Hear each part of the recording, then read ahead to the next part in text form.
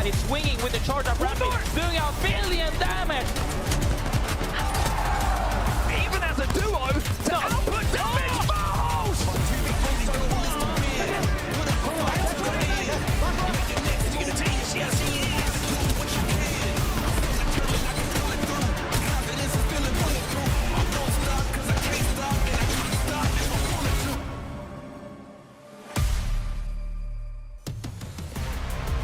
Hello everyone and welcome back to the Apex Legends Global Series. My name is Dia and we are kicking off today with match day number 8.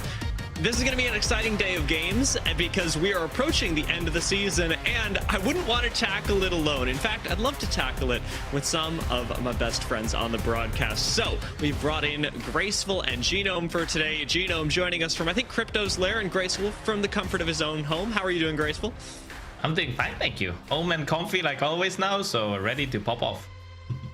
And Genome, you're looking calm, cool, and collected, but I know that things have been crazy and over at APAC South as you approach the end of the season yourself.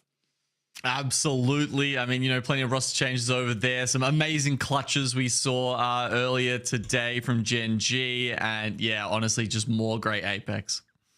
You know, I was saying to Genome just this morning, because it is morning for me, that it was so fun to wake up and see clips of the APAC South broadcast from Genome on the subreddit. It's like everybody, especially as we approach midseason playoffs and regional finals, is gathering around every region of the ALGS. And today we have the privilege of focusing here in EMEA on match day number 8 for who is pushing to that top of the leaderboard. Let's take a look at the 20 teams that will be playing today, or rather the 18 teams, as we've had a couple of teams split up, reform, and now collect into the even more powerful version of themselves. We've got teams like Atlas joining us, who have been very excited for, had a great performance at the Open, but also squads like Dragons, who have gone under a rename, GoNext, who have been remarkably consistent, Na'Vi, who are fighting for the top of the leaderboards, and over in Group C, who are joining us with Group A, we've got teams like Aurora, 10K, who's been on everyone's minds recently, Zero Tenacity, Zipline Mafia, and even more to focus on. However, I did mention that we had a couple of org changes, so let's talk about those real quick, because we want you to be able to keep track of everybody even through the name changes. We'll touch on those in a second. The overall scoreboards for right now, though, are where everyone's mind is at. Notice the cutoff right now is at Reply Totem at 20th for the teams that will make it into the regional finals. Alliance currently lead, and Graceful. Now that Na'Vi are playing today, they've got a chance, maybe a little bit of breathing room, to try and overtake Alliance. Now is definitely the time to overtake if they do, because if you're not playing at the same time, that means you have a lot of more leeway to make plays. Everybody else, however, on this overall scoreboard is now fighting to make it back up to the top, because it is quite top heavy right now. You know, looking at the way that Na'Vi is, I know that I'm focusing on their race to beat Alliance, but looking at the overall standings, their race is basically done. They know that they're going to midseason playoffs just like Alliance, and looking a little bit further down, that's where you really see the pressure start to dial in. That number 88 to make it to the midseason playoffs, provided by our wonderful Xander Commander on the Reddit. Thank you so much for doing all the math behind the scenes, and we've done a little bit of math to give you an idea of the teams and the number that will advance you to the regional finals. Right now, that cutoff sits around the high 40s mark, and that'll be where teams are racing to make it today, as for some squads, this will be their last chance to play in the regular season before regional finals. Now, regional finals does change things a little bit, because during the regular season, you get overall points based on how you place on a match day. Those will be found on your left. So if you get first, you get 25 points. So let's say today, the team that places first today, they're going to walk away with 25 points. In the regional finals, things change a little bit, and the first place team will get 35 points, rocketing on all the way down. And you can read the list, you can read the numbers, but this is a pretty big change, Genome, and I'd say a change for the better. I think it's a change for the better, absolutely. Regional finals is the most hotly contested lobby of the entire Pro League split. So it makes sense that we award more points to it throughout the Pro League split. right? I think it's a perfect sort of one-to-one comparison there. So yeah, really good change, I think, from the ALGS team, and it just means that coming down to this pointy end of the season, all of a sudden it opens things up a little bit for those types of teams who do well in those kind of lobbies, because some teams, you know, they're better fragging out during the season, and others are better when things really tighten up. And right now, things are certainly getting quite tight. We did mention the roster shuffles earlier, and I want to dive right into those because, again, it's important that you be able to keep track of whose team is doing what. So, in terms of our orgs, the names that have changed in the big overall scheme of things, some of you sharper viewers may have caught that Forbidden changed their name to Mouse an hour before last week's broadcast, but this time we've actually got them. So, Mouse is going to be tracked as Forbidden throughout the day, and again, a congratulations to the Forbidden roster. Shalala have changed to Dragons, so a little bit less fun to say, but maybe a little bit more epic and graceful. What kinds of player shuffles are we looking at? I mean, when you speak about orgs, you can't forget to speak about the roster changes. Taxington reuniting with Cat again is something, you know, a lot of people have been wondering about. SGP2 losing Knight into Ronin, gaining him as 10K picks up Nasky. It's all changes that have been the hot topic as of the last couple of days, as people are picking up their popcorns, either preying on the downfall or cheering for your favorite player right now. Whichever side you're on is going to be a good time today.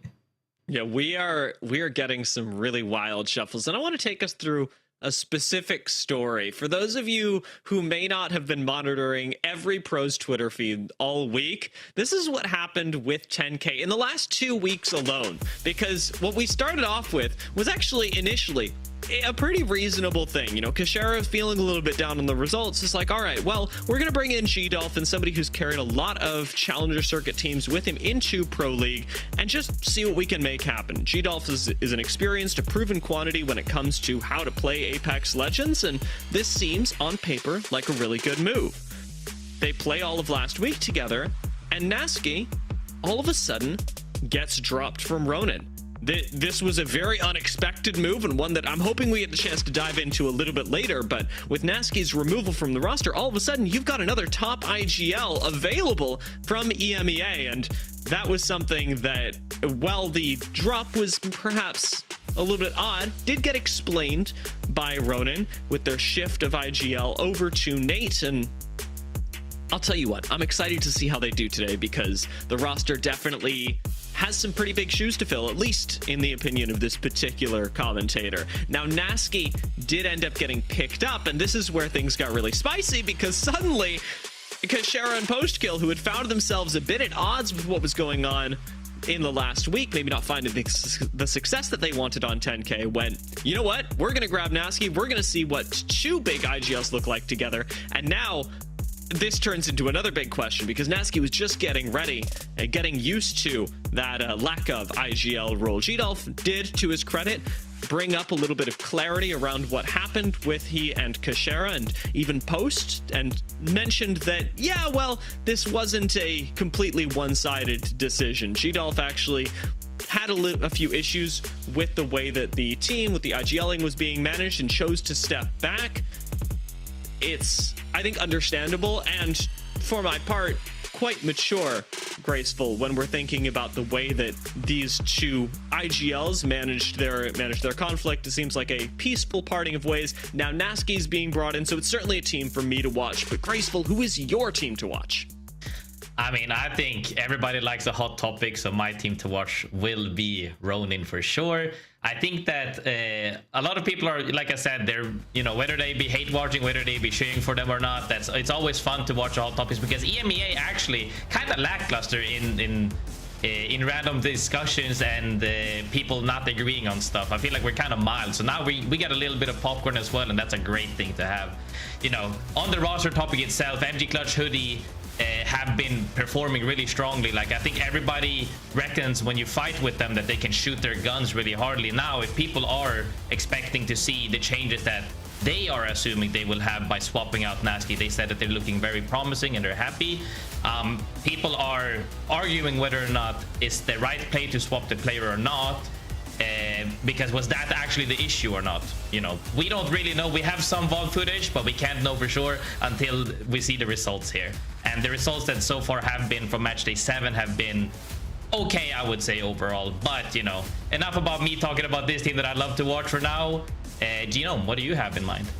Yeah, look, I've been having a look into Aurora, actually. This is obviously a team who's just made a big roster change. 9 Imps and Oirain had been together for a very long time. They switched out Oirain for Excuse. And it's been a big shift for them as well in their playstyle, right? They were playing this hyper edge playstyle, and it's really been nerfed. The fact that they can't just run around and get red armors on the outskirts of the map anymore, unless they just happen to come across a mythic pin, really means they can't bully teams like they used to be able to.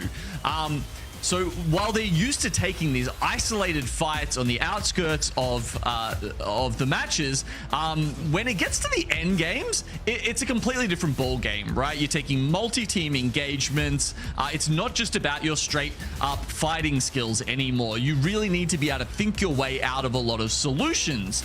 And they need to learn how to manipulate other teams better, to be honest. They need to stop looking to take fights straight up and use the other teams as their weapons. They also, I think, honestly, need to change their compositions up a bit. Their most played legends currently, Bang and Wraith.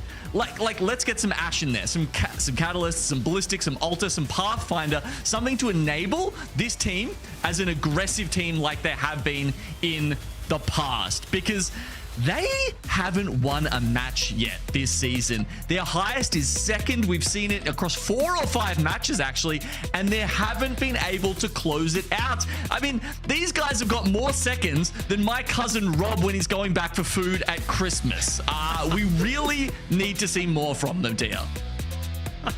I hope Cousin Rob is okay. I hope Cousin Rob is doing just fine. I will say, in contrast to Aurora, who haven't managed to find a win, I managed to pick a team that has exactly 1 win. But GoNext are interesting for a different reason. Adnam, Henchman, and Kinda have actually been a team that, despite not winning that many games, won this split, they've actually been performing near the top of the leaderboard in almost every other way, making it up to 4th place. It seems like time and time again. Match day 5, they were 4th place. Match day 7, they were 4th place. When you look at this team and the overall damage that they've done throughout the season, they're in 3rd place. That's a joke. They're in 4th place. It's always 4th for these guys. GoNext just continue to be basically right there next to all of the teams that are holding the big trophies, that are getting the big wins.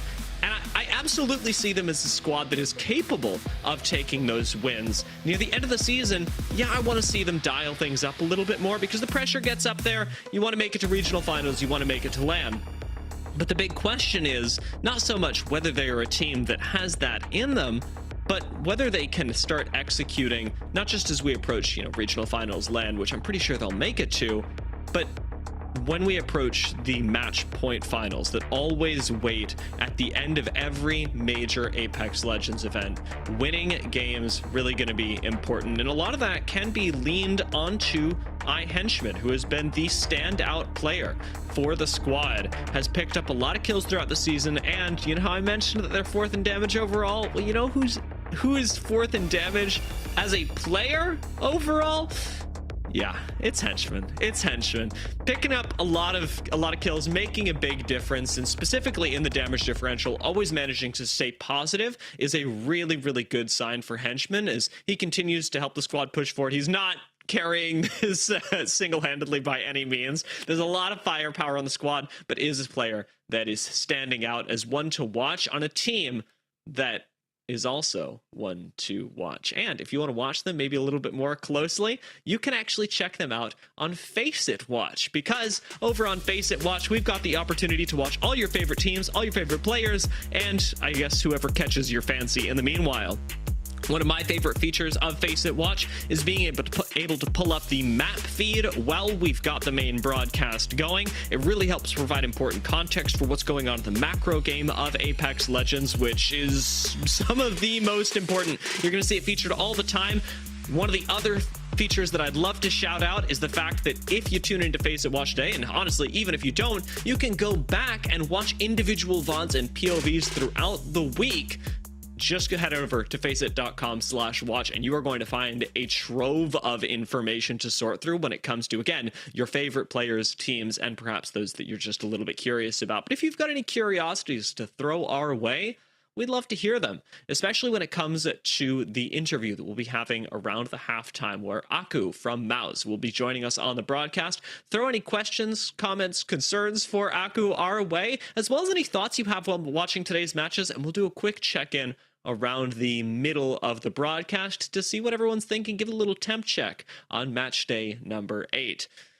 That's for your thoughts. Graceful, I wanted to pivot to your thoughts because I touched on that 10K stuff in the middle, and I think we've got a little bit more time to talk about what exactly is going on with 10K. Just give me your overall take on the situation, and we can start moving and picking out questions from there. I'll try to keep it as brief as I can. I think that G-Dolphin coming and having a lot of confidence to say, you know, he gave the options. I don't like the IGLing. We can either change this up to where I can IGL, or maybe, you know, because they were having a hard time adapting to each other. A lot of controversy around the fact that, hey, you know, you're joining a duo, you should follow the duo, or, you know, Kashira is very...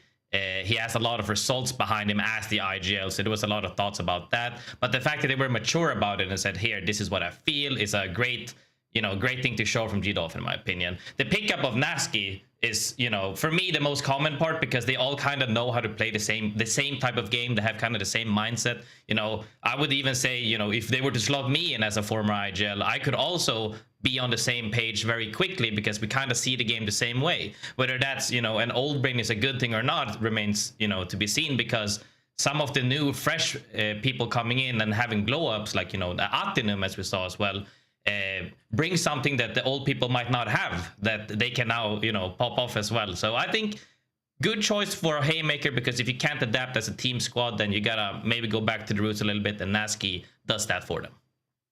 Hold on, have you just come on here to pitch for your spot on a Pro League team, Graceful? Is that what I'm hearing? I will say I had 2 options to go in. I just decided not to. Okay. Oh, he's been keeping that one in his back pocket. Okay. Gino, I was going to ask you about this, because now that we've combined these 2 big IGLs, now that we've got Nasky and Kashira on the same team, I mean, temp check on that. How are you feeling about this being a good move for 10K? They may have the same read on the game, but they've also been maybe fallen down the leaderboards a little bit recently. I'll hand this one over to you alongside Graceful as we do prepare for match number 1 with maybe a little bit of food for thought. Yeah, look, thank you, D. It's an interesting question, isn't it? I mean, we've seen, you know, IGL team ups before, like obviously famously with Falcons, where we've had both Waltzy, Zero, and Hal, 3 former IGLs join up, and that's obviously been a success. They just want to land Graceful. On the side of Kashira and Nasky, I think it's a little bit different, because Hal, Zero, and Waltzy were star fraggers as well, being as IGL, whereas it feels like Kashira and Nasky were sort of more in that bucket of most of their value is coming from their IGLing, not necessarily their damage output. And so having 2 of them on the same team does raise some questions for me. Yeah, you know, it's a very common thing to where you're kind of stacking, you know, the brain power rather than raw fighting power.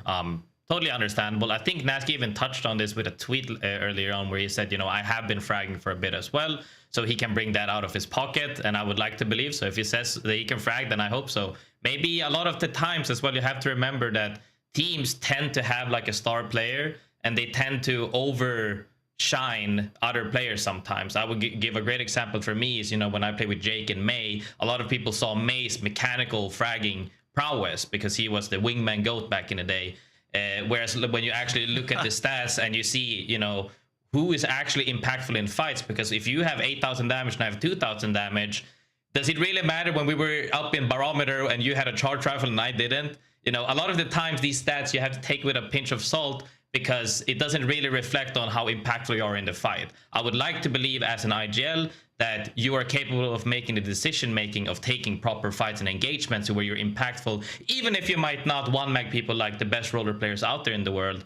But I think that I would like to believe, and I think that Nasky coming in as the fragger, if that is the case, that he can still be impactful in the fight. Yeah, I mean, it looks like I think we're going to get the server started up pretty soon, guys. I guess the other thing that I think about was a change that we saw in both Hal and Waltzy, if we're sort of, still tugging on that thread about IGLs coming together, is that at the start, it felt like they brought a lot of their proactivity, a lot of the thinking that they had to do in those teams previously when they were the IGLs, and it sort of bled away a bit as they had to then adapt to Zero's system of playing. How do you think Nasky is going to go in terms of adapting his play style to Kashira's when they team up here? Yeah, I completely understand what you're saying. Some people were saying, even about Hal, who has been regarded as a really good fragger throughout all time, has been, oh, he was throwing on X character, X legend, whichever legend you pick, he was struggling with this. And that actually comes back to, not being able to play the same way you used to. Nasky might be able to, on his older teams, he was always making the plays, like you said. We're doing this and we're doing it now. When you're not the person calling that play, will it affect you? And I think, yes, to a degree. Now the question comes to how fast will he, and they also said, we're trying to turn this Titanic around because he was having a really tough time with ups and downs. I think that now he's been lacking a little bit of passion and motivation in the past, and I think now is the fire. Even though it's the Titanic is the fire, this is the fire and motivation he needs to pull through. So I think that he can. We'll have to see though. All right, well, we've got something very special coming up. The mid-season playoffs are just around the corner. Why don't we get a sneak peek at that while we're waiting for this first game to get started?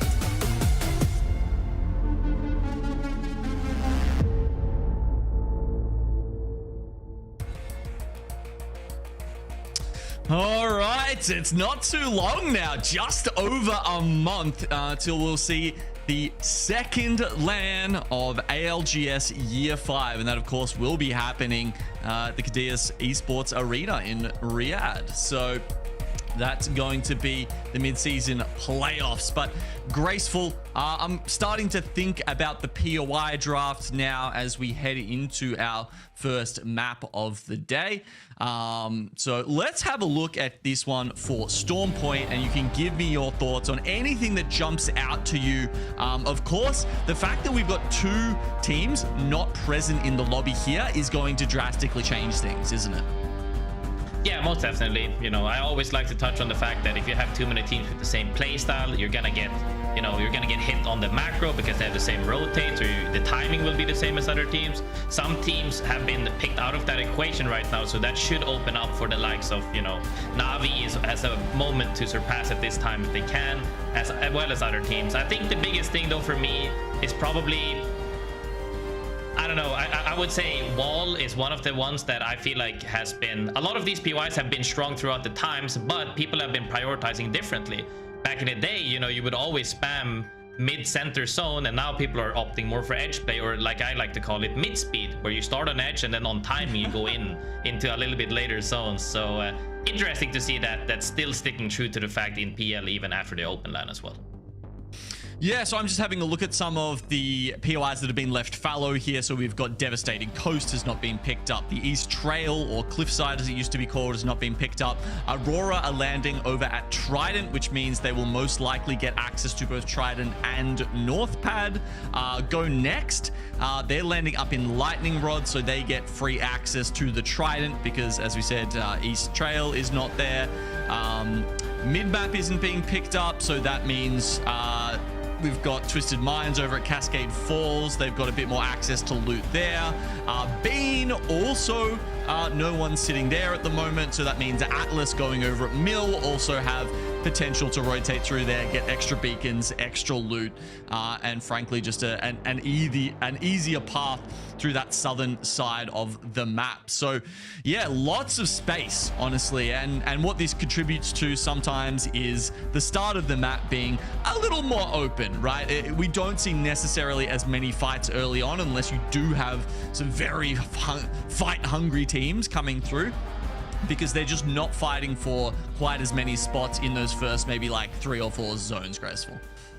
Yeah, I think that, you know, we probably shouldn't see as many fights due to the fact that 2 teams are essentially missing. But you will also see that maybe people will take it as an isolated fight early on, because I always like to say, if you're fighting, fight as early as you can. Never fight when the zone is closing, because that's when people are doing their macro and they will either 3P or interrupt the fight in some way. So I definitely feel like that we might see some ISO fights, but like you said, most likely not. People will be chilling a little bit, grabbing that rotational loot, you know, around beans and other POIs that people haven't been picking, because those POIs right now is not enough for people to just loot that small part and then just play center zone. You're just going to get mobbed by people being stacked as hell.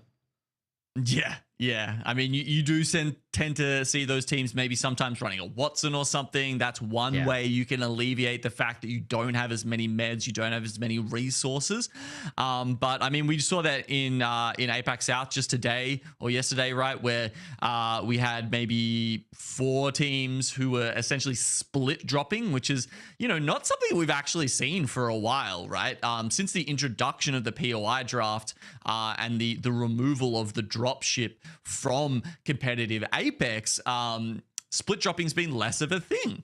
But yeah, now that we've got a couple of free POIs popping up due to the disbanded teams, you can see teams, especially in, you know, Trident Northpad area, Echo Coastal, Launchpad, Devastated Coast. These are all kind of grouped POIs that, if you are aware of the situation, you can potentially double up your loot, and even in some cases your Evo, right? Because you might get 2 Evo caches, 2 assault bins, 2 support bins, you know, 2 survey beacons, just by having access to that kind of stuff.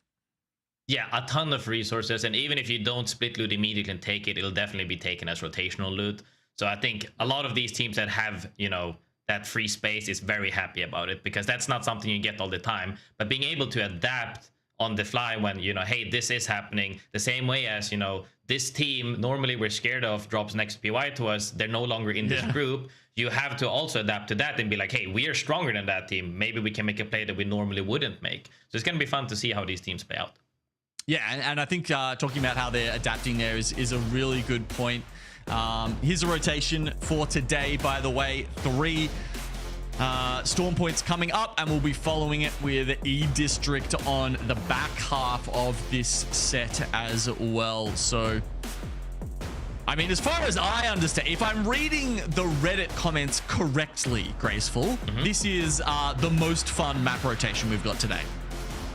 Yeah, I mean, I would say so, and even just playing ranked, I prefer these 2 maps the most as well. So I think it's a great choice, because both of these maps is the maps where you're not really lost, you're not losing any zone because of the zone alone, unless you're like a super fast first zone speedrunner and then you misread the zone.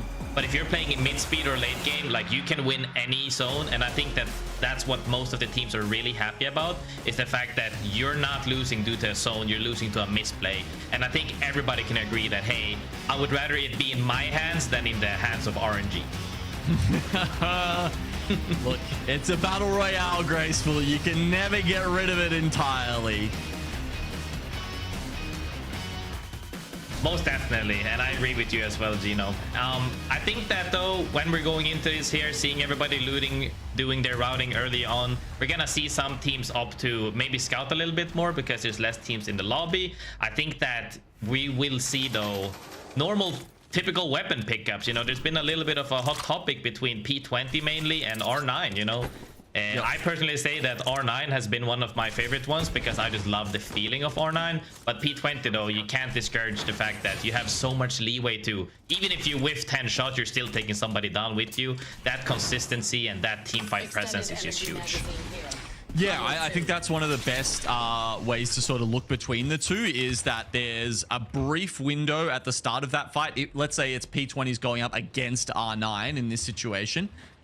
There's a brief window where R9 is better if you get the one clip at a short range.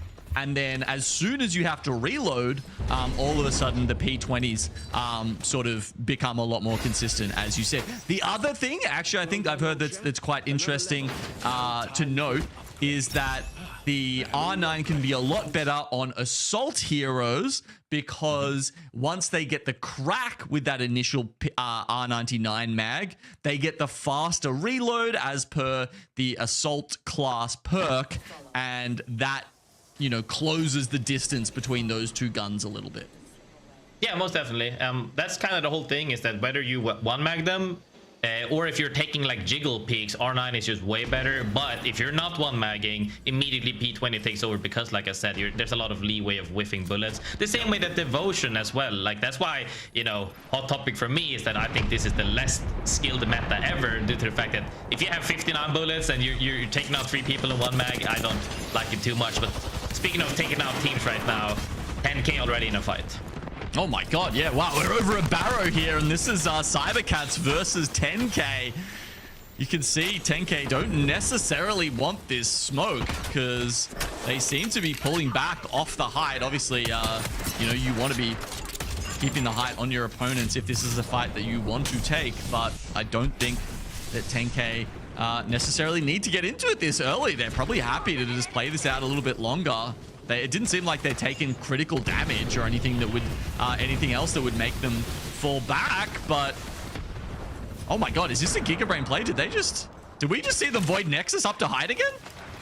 Yeah, I think they actually rotated down to the low ground, made sure that we're re-engaging and taking back height. No, it was the platform or height, I couldn't tell. They just repositioned and made it out of that fight.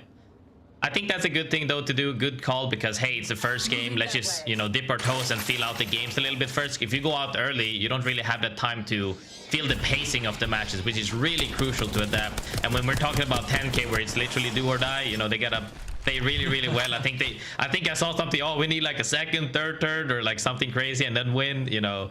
They definitely want to make sure that they get proper sets rather than just a match. Yeah, I mean, not even just that, but the fact that you know, this is their first game together as a team in Pro League. Imagine if you take a fight in the first 2 minutes and go down immediately. The crash out is inevitable at that point, it almost feels like. So I'm kind of liking the, you know, playing the longer game here from 10k. I think that makes a lot of sense for them. Anyway, they're going to start pulling up towards Bean. The zone is coming towards Down Beast, but it's not like super over Down B. So I'd be interested to hear if you think this one is going to continue pulling that way. Maybe go like in front of Down Beast, or I mean, clearly no one's reading this as a checkpoint zone because there's no one inside that set of mountains right now. Yeah, I mean, from having playing literally a billion games of ranked lately, it typically ends closer towards Down Beast, or even northeast of like east of Down Beast by the donut mainly. People are opting for that, I would say, because that's just been the most common occurrence, because, you know, the zones have been repeating themselves, and I think that's most likely it. If not, even if it were to end up going back to mill, which would be a very sudden shift, I think most of the teams from Down Beast are fine. You never want to make sure that you're stuck in a spot where if it doesn't pull here, you're screwed. So I think people are just opting to make sure, hey, let's go Down Beast, because regardless of where it pulls, we're fine. Makes a lot of sense. Meanwhile, over below Stormcatcher, we've got SJP2 coming up against GoNext down here. And as you can see, the first knock onto Kearney here means GoNext are kind of looking for this, but the other two members of SJP2 have absolutely legged it, left their teammate for dead. Obviously, that's the right way to play the game oftentimes.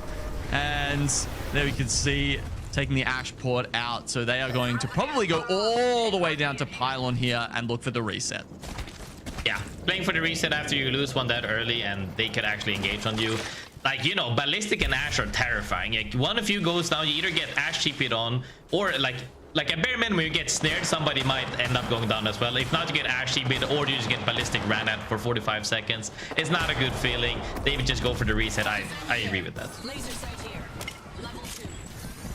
10K is doing a little bit of PvE farming on the side here.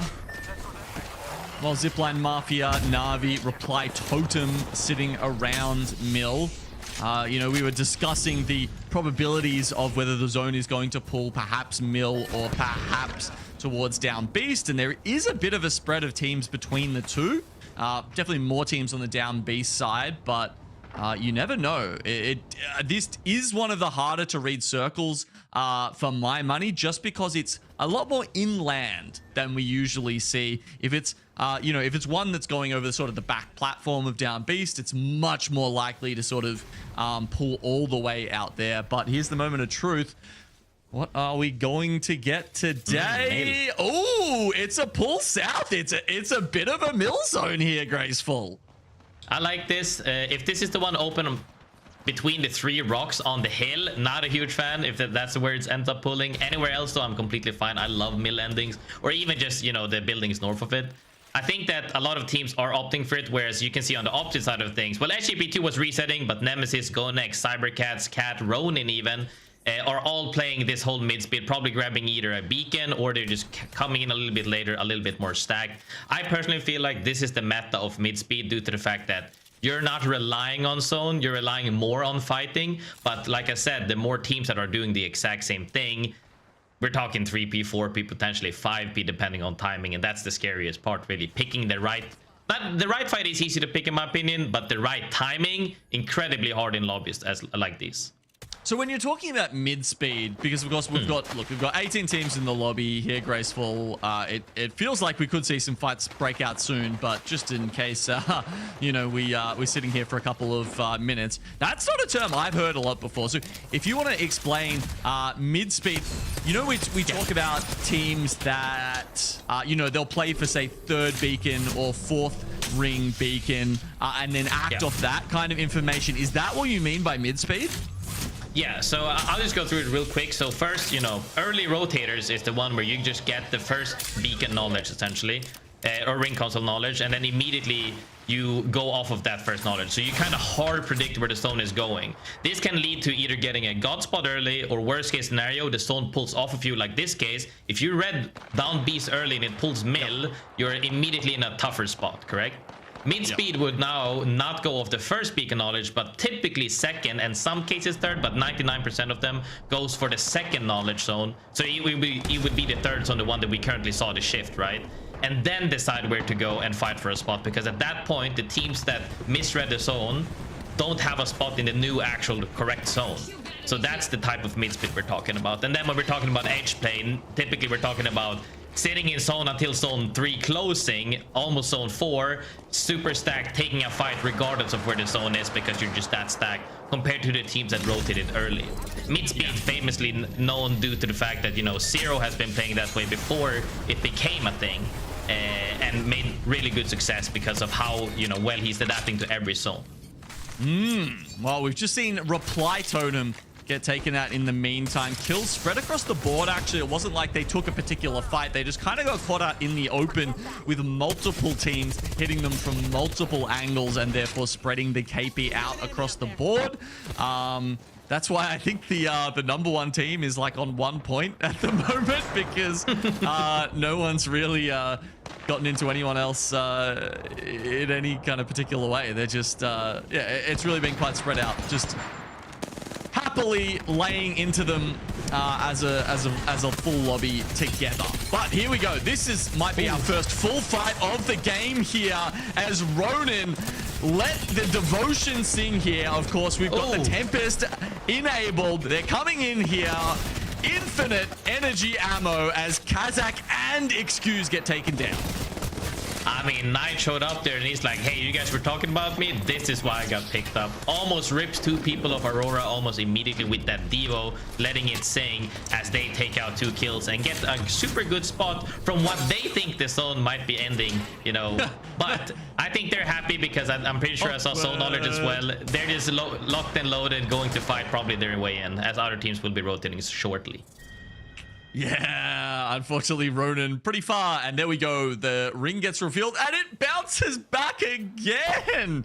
Yeah. So it was looking like it was more towards Mill. But yeah, I think because it was just such a...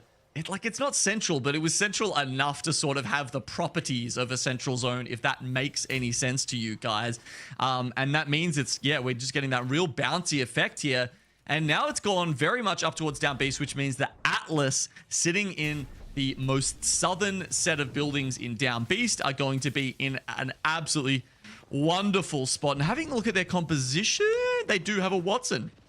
So they've got one of the only teams who have got the right legend to bunker down in those buildings. I think they're definitely happy with that.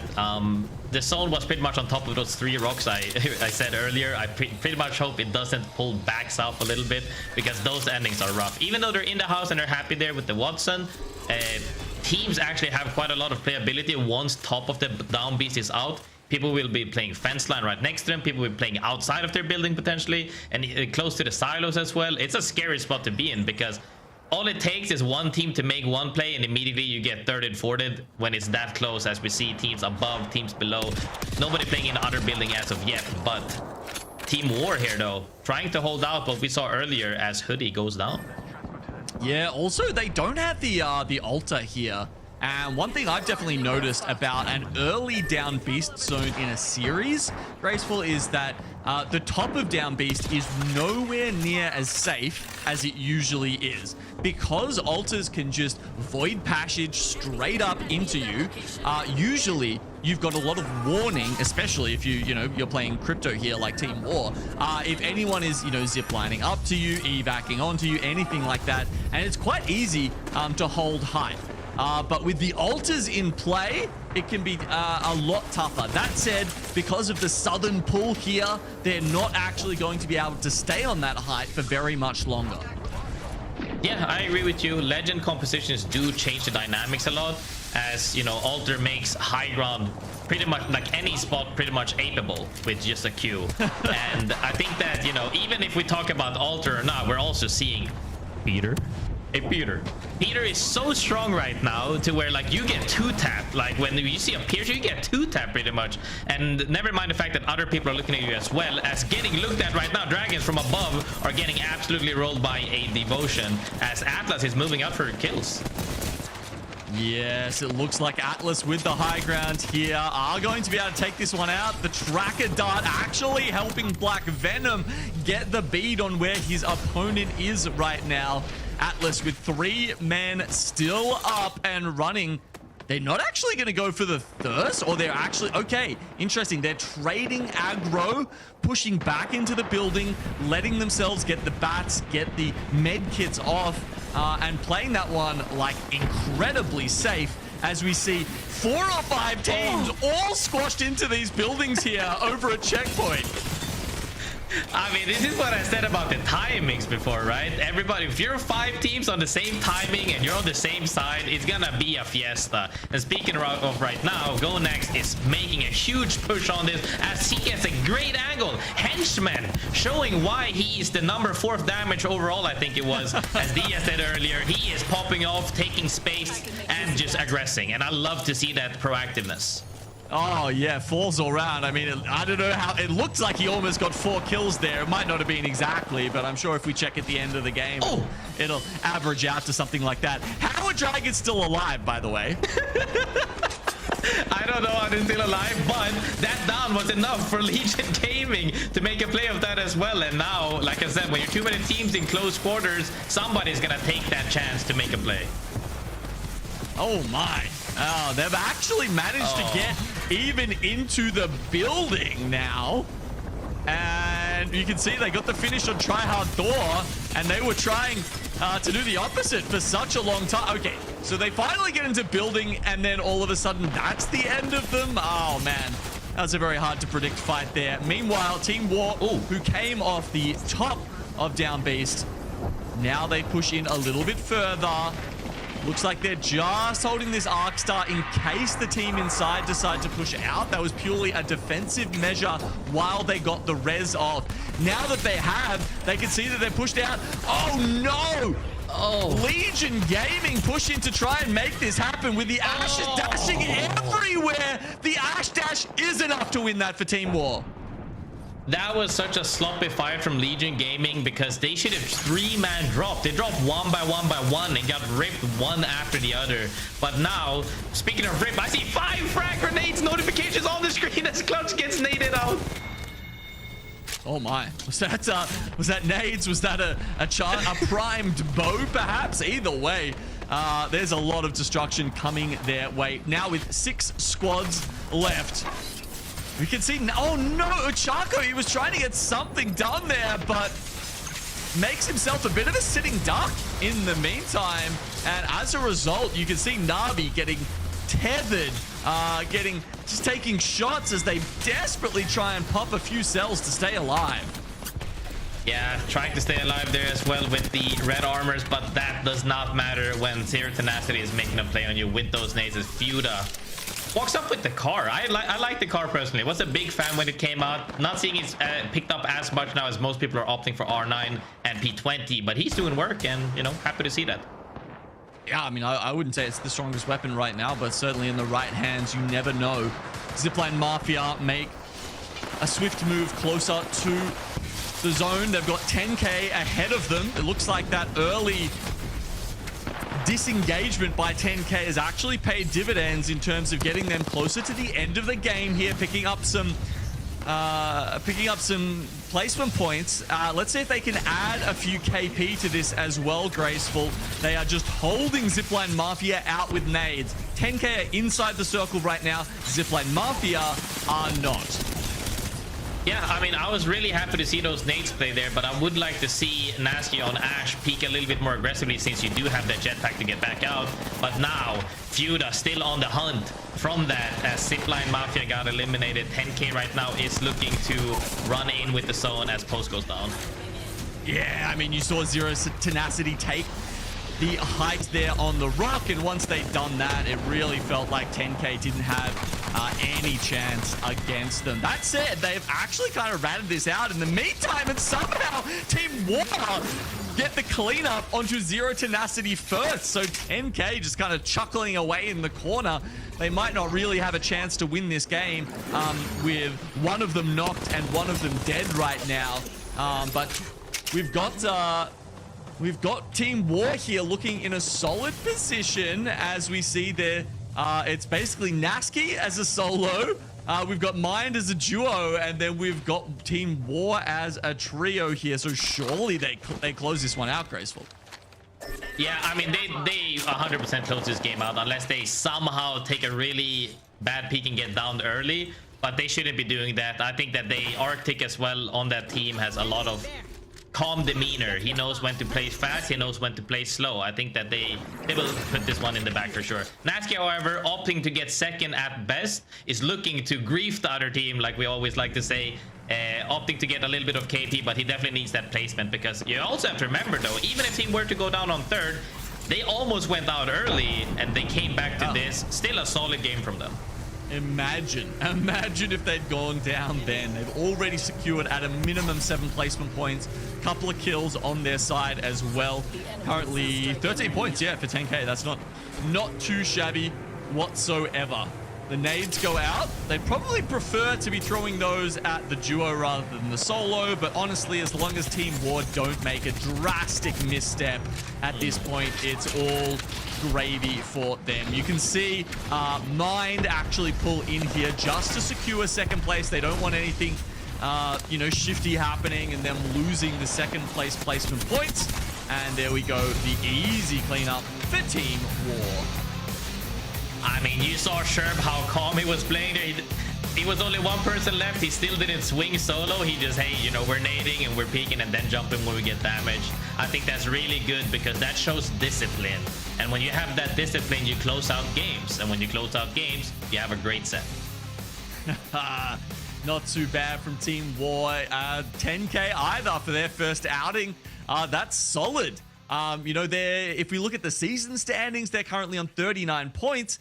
They only need 13 points from the next 2 match days to potentially get through to land for them. So, sorry, to get through to the regional finals. So, wow. Interesting one there, and a nice first game to start us off. Dia, what do you think of that one? Yeah. Sorry. No, Going into the match results, graceful. Yes, there we go. That's what I was looking for. 22 points, very solid. They showed proactiveness throughout the whole thing. Mine, however, 1 kill point from that positioning as well shows that maybe they were lacking that proactiveness that we saw from Team War. Other teams, however, going down the line have been kind of mild from 5th and downwards though.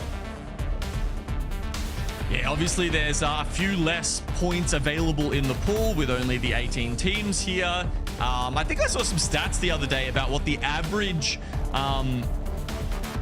amount of points that any winning team in Pro League gets, and I think it was just about 22.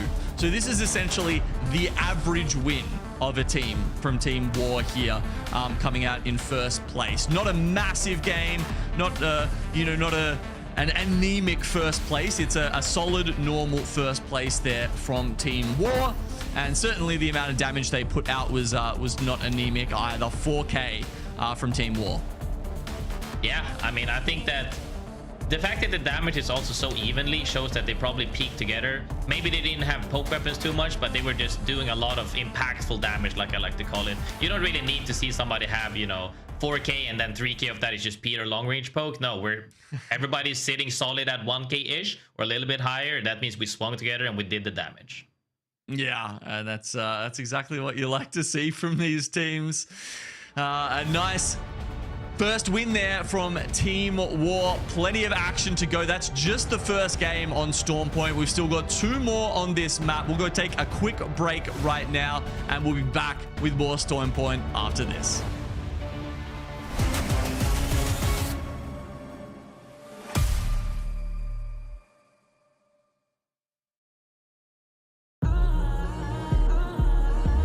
Being called a prodigy isn't easy. The pressure, the expectations. I'm just kidding. I was born for this. And yeah. The future is here. Are you ready? I've got endless determination, a lifetime of practice, and a total lack of media training. Success, it don't come overnight. Just watch me put up a fight. Locked in, I'm feeling cold as ice. Let's move. I don't know how to slow down. Found my target. Time to say ciao. Doing work on a holdout. It's looking like it's a blowout. More eyes on you means less on me. Putting in audio with top. Making my way up to the top. Sing it out. The first in line, the next in line. I can't deny I'm in the games, I'm on your screens, and now I'm on billboards. Oh, check this out. Que figata. It's looking like it's a blowout.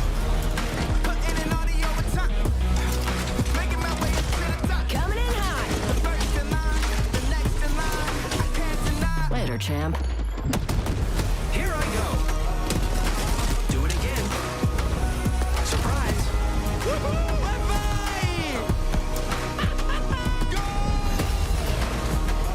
I didn't know I'd end up here, but I do know how it ends. Yeah. I've heard losing builds character. Let me know how that goes. Been waiting my whole life for this. Yeah. Been getting so right for this. Hey. Been waiting my whole life. Hey, ragazzi, we did it.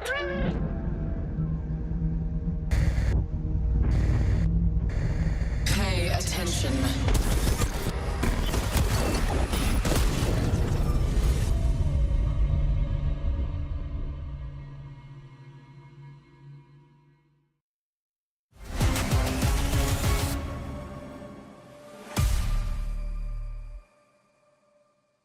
Welcome back, everyone, as we've just had our first game on Stormpoint. Genome, I've stolen you to commentate game number 2 with me. And I mean, Stormpoint's one of my favorite maps to actually watch the action play out on. So game 1 was a very exciting beginning. I want to take a look back at the last circle, at the build-up from this last game that ultimately left us with a big win, but a team that I want to talk about a little bit more was a team that didn't even make top 3. Zero Tenacity had a really big impact, especially in that what I'll call mid-late game, Gino.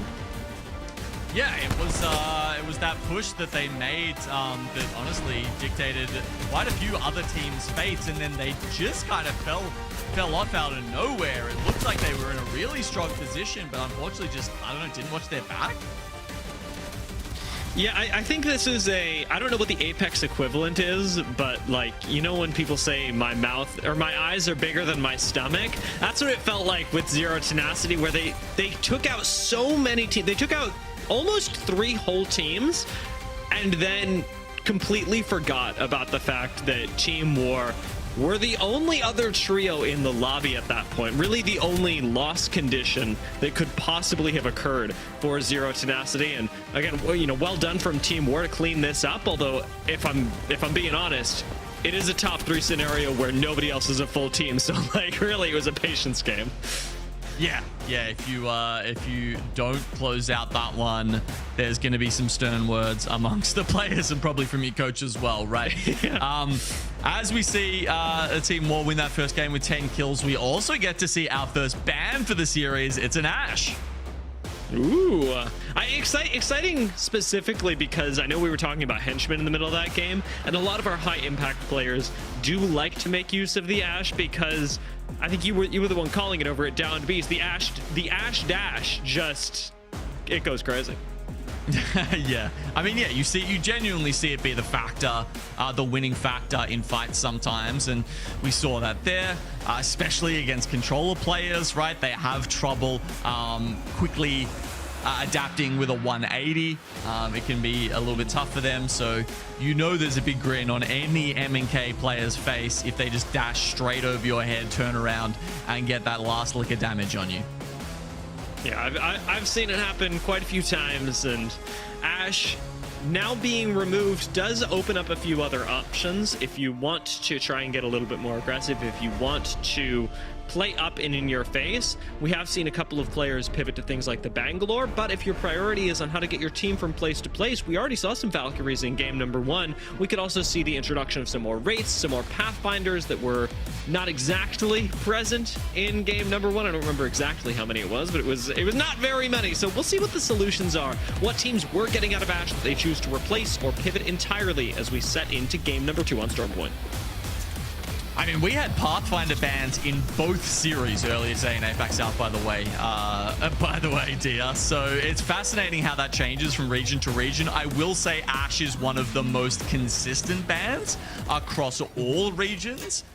It's not necessarily always the first, but we've also sort of, I feel like we've almost come full circle, right? It was like Ashe was super, super strong. And then we had a bunch of meta changes. People were trying out different things. Ashe, all of a sudden, you'd see some series where she wasn't banned out at all, or perhaps later in the series. And now we're kind of back to square one. And back with the team, back with the end zone that started us off in game number 1. Team War over at Downed Beast.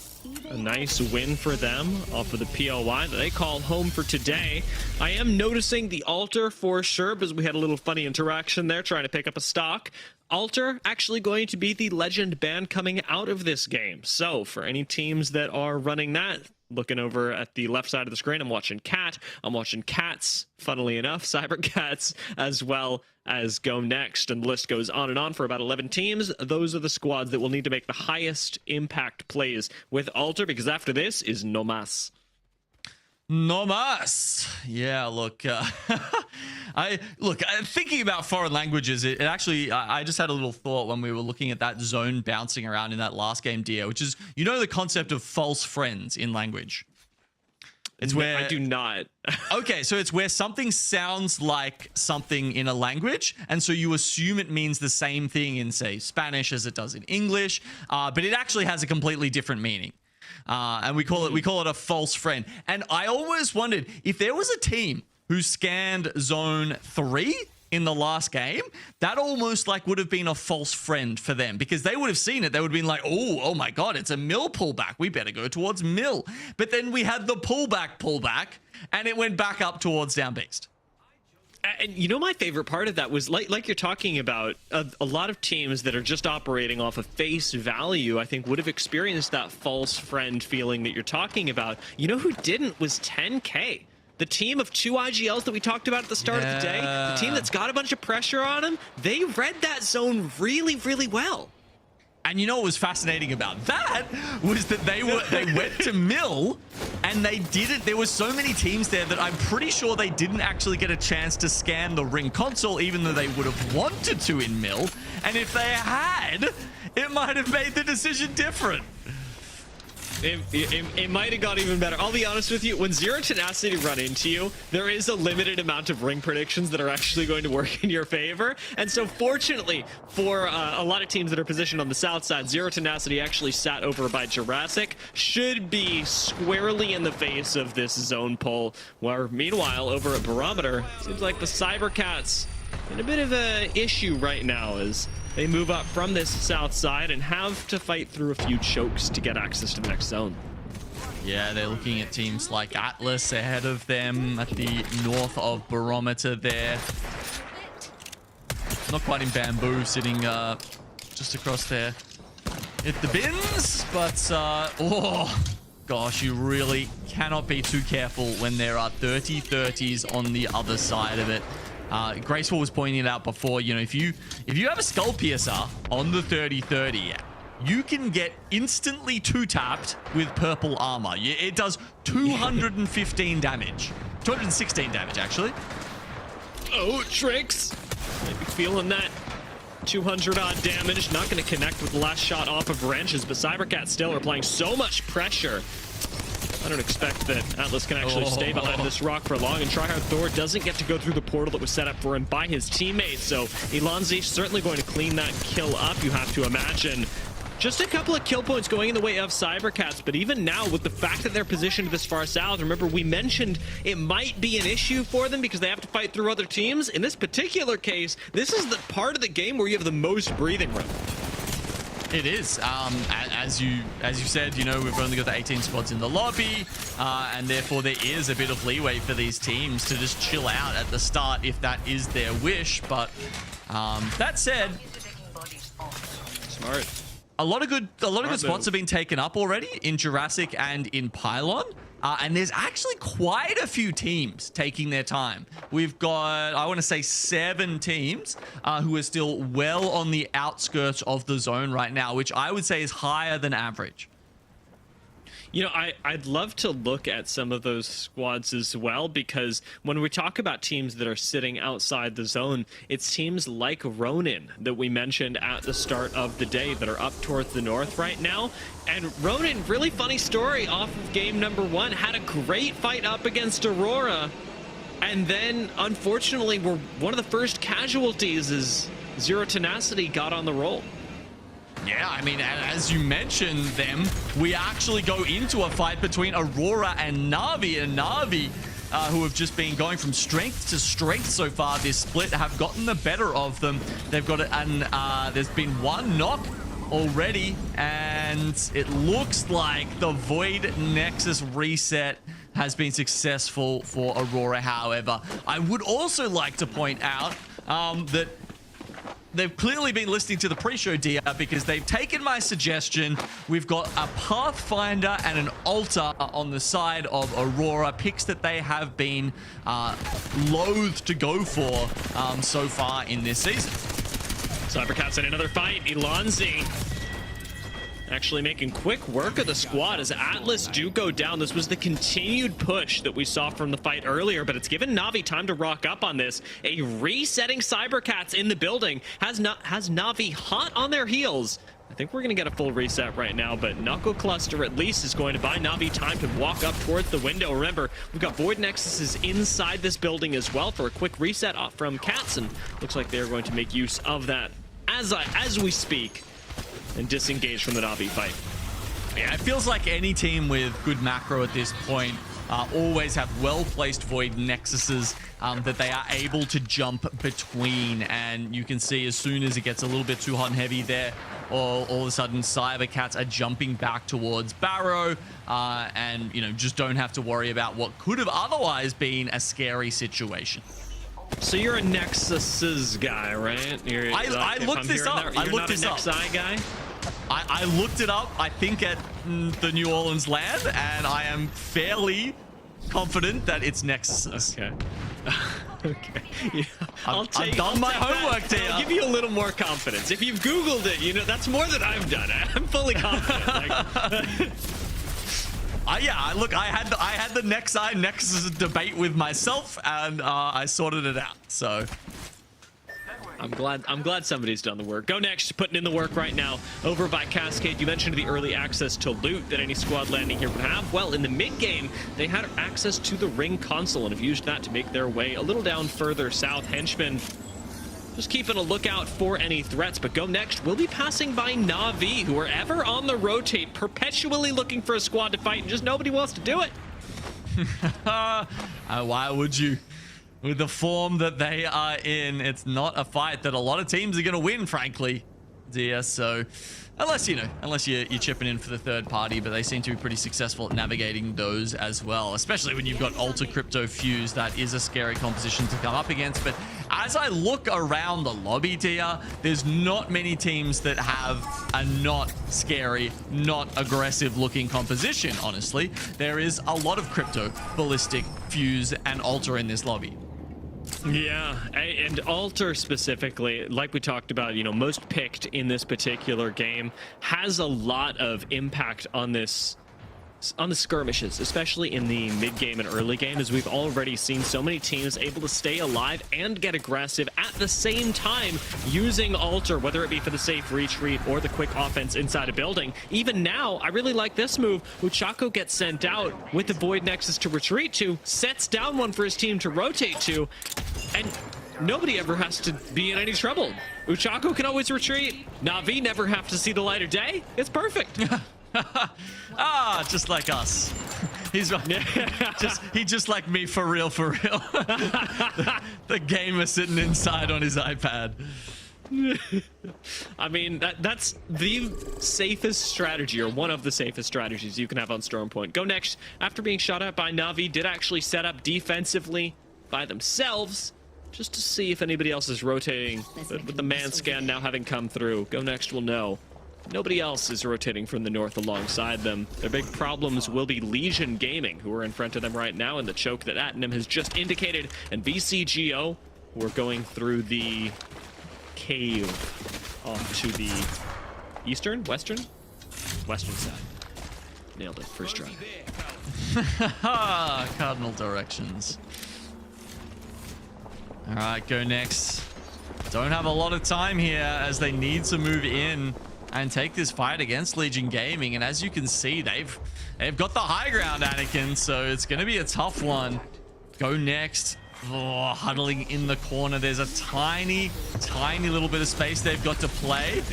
Where's this EMP coming from? There are so many drones in the sky right now, dear. I am not sure. It was a really nice move by GoNext. EMP right into the push. Using Alter, it'll be a quick reset on low ground, but most of the work doesn't even get done by GoNext. It's Na'Vi who from the back come in and clean up Legion. Another EMP, this time onto GoNext, as all the way from the eastern side, Ronin has swooped in, and now this is a three-team battle. Na'Vi, GoNext, and Ronin, with Hoodie chunking in damage from the side. It is GoNext who are on the big losing end of this, kinda gonna be full thirsted, and Ronin moving up onto Na'Vi, who have retreated back into the building. See that? Void Nexus right in front of them. Na'Vi don't want to fight. They want the easy kills, and Ronin, they're just here to clean up. Yeah, look, I can't believe there's even one member of GoNext left alive after that, and it looks like it's Atnam who does actually manage to scamper away with his life. I mean, there was more fire than an Australian bushfire season happening down there at the Jurassic Park. It was very, very rough for them to get out of. So many EMPs, so many mother loads. A really tough situation to deal with. I mean, SJP2 absorbing nade after nade, and they are not the only squad to do it. VCGO in a very difficult fight up against Mouse, and cybercats have got to fight up against dragons as well. No Ash Dash to close the distance this time. Ozzus just pumping in damage from afar with the P2020s, but now the last one standing. Last member of dragons. In comes the zipline. This has to be the win for the cybercats, and they will manage to grab that before a reset and initially a push right on top of them. It's Zero Tenacity who've come in for the kills. Reset off the back of this Void Nexus may be enough, as there is one far in the distance. Vanex thinks about taking it, but he's not going to stick this one. Not going to go right through the portal. Instead, you wait for cybercats to come back to you.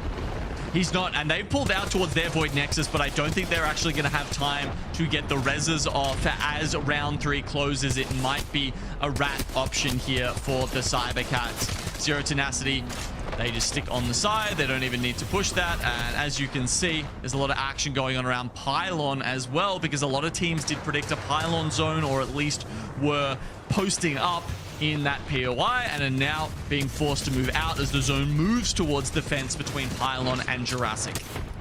That one's gonna hurt. This Bangold is gonna hurt. Denze manages to find a little bit of cover, but Seven and Kearney are not so lucky.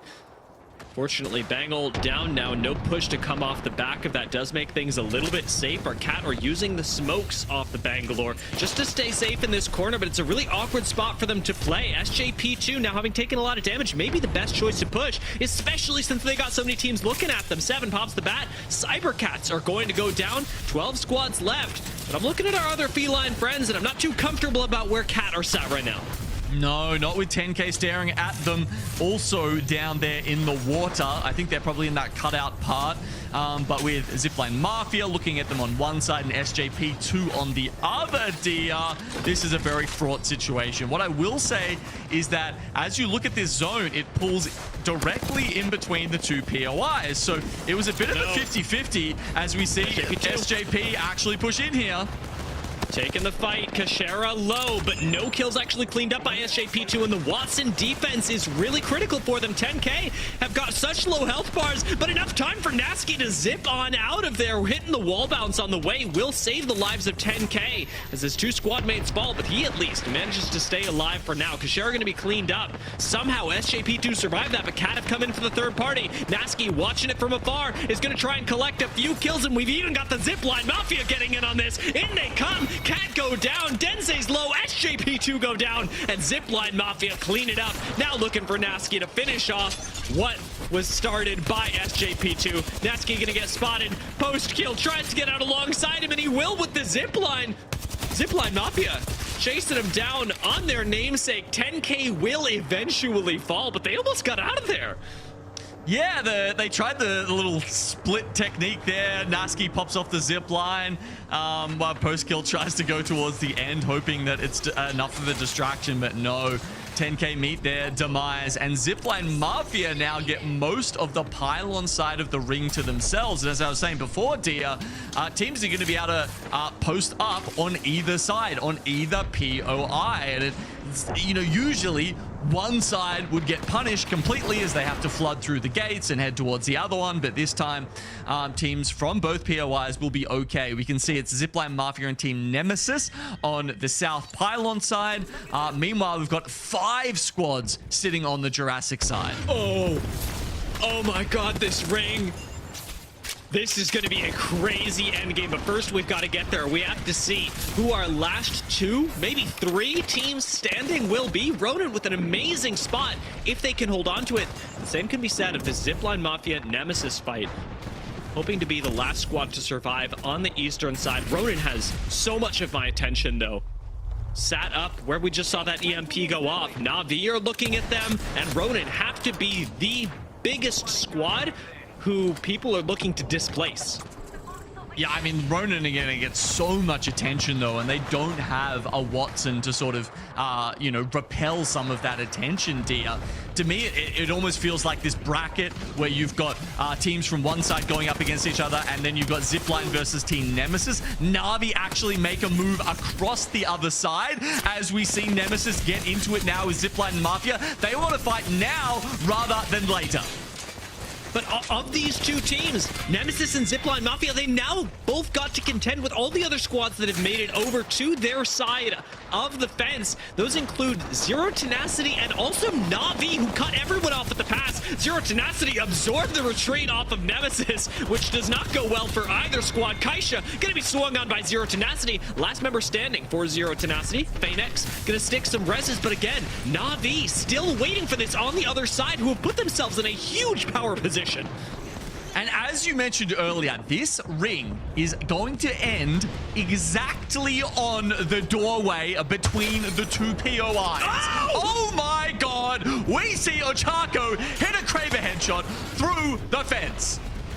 Nobody believes in the through the fence Kraber headshot. Ochako had the time to search for that. Now, Na'Vi are looking at Ronin. Remember, the #1 squad that everyone wants to take out now has a huge weakness. Minder going to go down. MG Clutch back in the game. Zero Tenacity somehow cleaning up yet another squad as they swap to the other side and take out Aurora. Zero Tenacity playing their best game right now. Not focusing on the Na'Vi fight, but now playing for second, maybe even third as they made top 3. But as a duo, how much can you do against two full squads?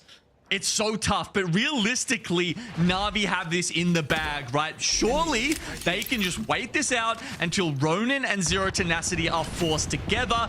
Any kind of damage they're doing to each other, any utility that they are wasting on the other team is an advantage for Na'Vi. They just need to play this slow. Make sure the other two teams are gonna come together first. Then they've got the EMP in the back pocket from Hiarka, and at that point, Na'Vi should be able to take out this game. It's actually, we've had enough of a stalemate though, that Zero Tenacity got the respawn.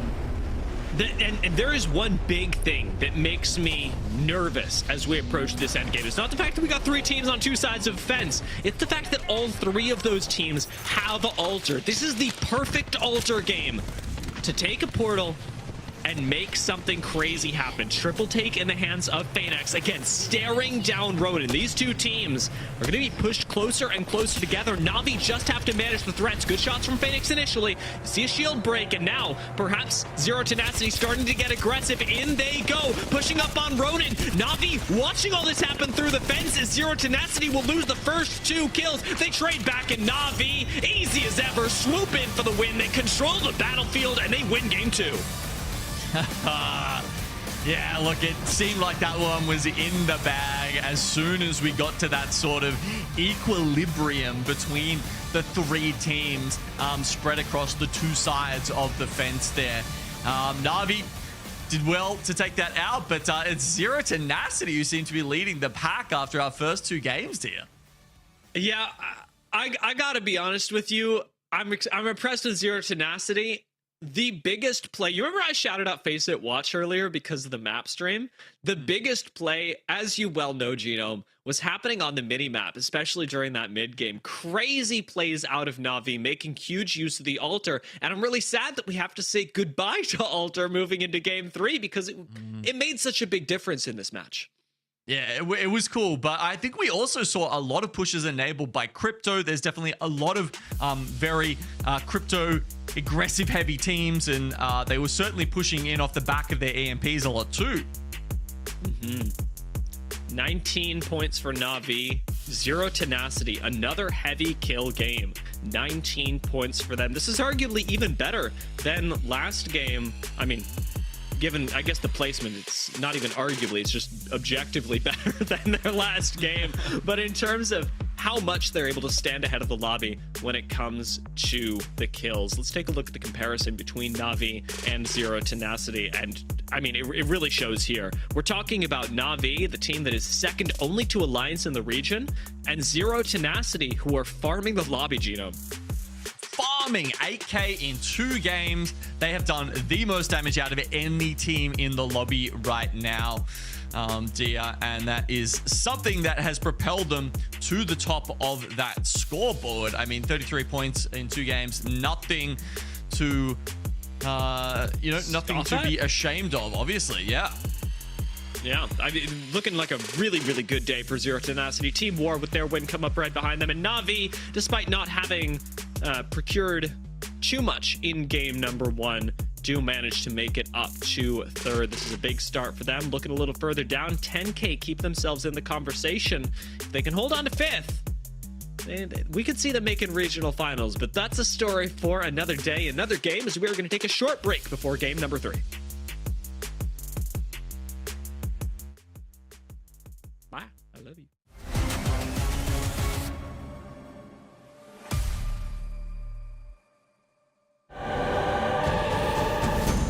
Hi everyone, I'm super excited to introduce to you our newest legend, Sparrow. It's been a while since we've had a recon legend, and we wanted to bring one that offered a new, unique way of tracking enemies. He's also extremely agile, which allows him to excel at traversing the environment. Let's jump into his kit. For his passive, he has double jump. This allows him to have a second jump while he's in the air. He also has a unique ability called wall launch that allows him to quickly get to the top of walls by pressing jump while climbing. For the tactical, he has the tracker dart. This can be shot out on any surface and will reveal enemies that get within sight of it. Enemies that are revealed will have a trail that can be seen through walls and will also have a marker that shows the distance the enemy is away from you. For the ultimate, we have the Stinger Bolt. This is a large arrow that will be shot out and planted into the ground.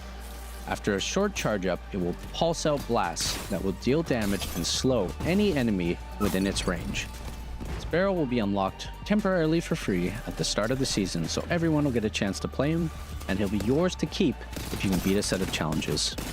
Jump in and try Sparrow in our newest season, Prodigy.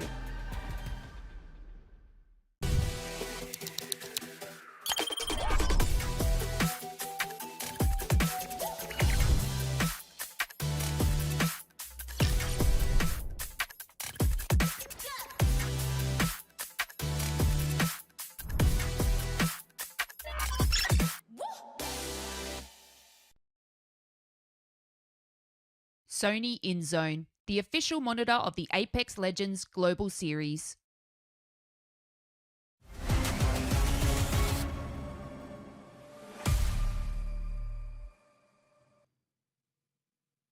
All right, Graceful, we are back with game number 2 now done. Let's dive a little bit into that end game before we kick off game 3, because while I'm itching to see some more Storm Point, that was a huge game out of Na'Vi.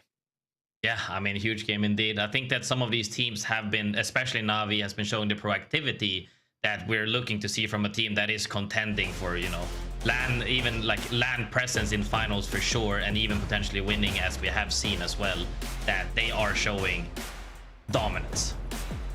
I mean, we got a highlight from Muchako just to start that off with Ronin already being in a lot of trouble. Great defense by Ronin, by the way. I know that I talked up Na'Vi a lot, and I want to continue talking about them, but the defense from Ronin, when you've got a squad that just hits a Kraber shot through the wall at you, takes out a member, and you still manage to reset as they alter push you through that exact same wall. I mean, Ronin put up a stellar defense, and that was not just against Na'Vi, it was against Zero Tenacity as well. This is a team that, as much as I was wondering what the day would look like coming into it, given the changes that they made, is looking really, really good for match day number 8. Yeah, definitely leading up to this point, I don't think anybody could argue with, you know, potentially the changes and how they have been performing so far.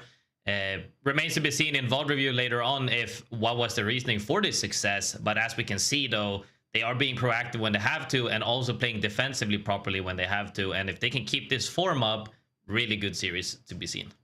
And a real quick thing, Graceful, I knew you'll accept my inner nerd out here.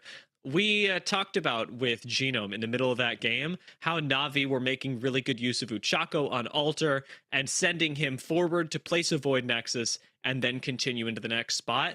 I just really want to appreciate that while Zipline, Mafia, and Zero Tenacity were fighting on low ground, that's exactly what Na'Vi did once again, putting enough pressure on Ronin that Muchako was able to run past them on Alter and put down a Void Nexus to get everybody onto the pylon side of this big Jurassic fence. It was a very small play. It didn't result in a lot. There weren't any crazy kills off of it. But when you think about the positioning and how much that matters, that's really what won Na'Vi this game. The thing is that people tend to only focus about like huge plays, like, you know, I 1v3, I 1-mag somebody, I open a fight, right, and engages.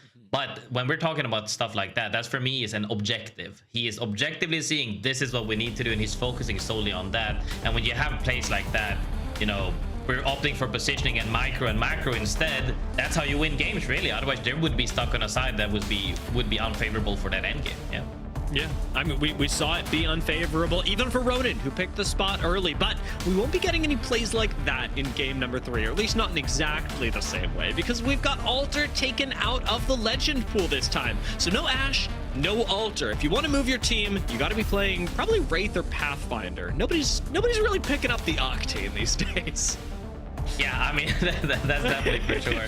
But I personally, I think a lot of people, even, you know, if you're sitting back home watching this, you're happy seeing that Ashe is gone.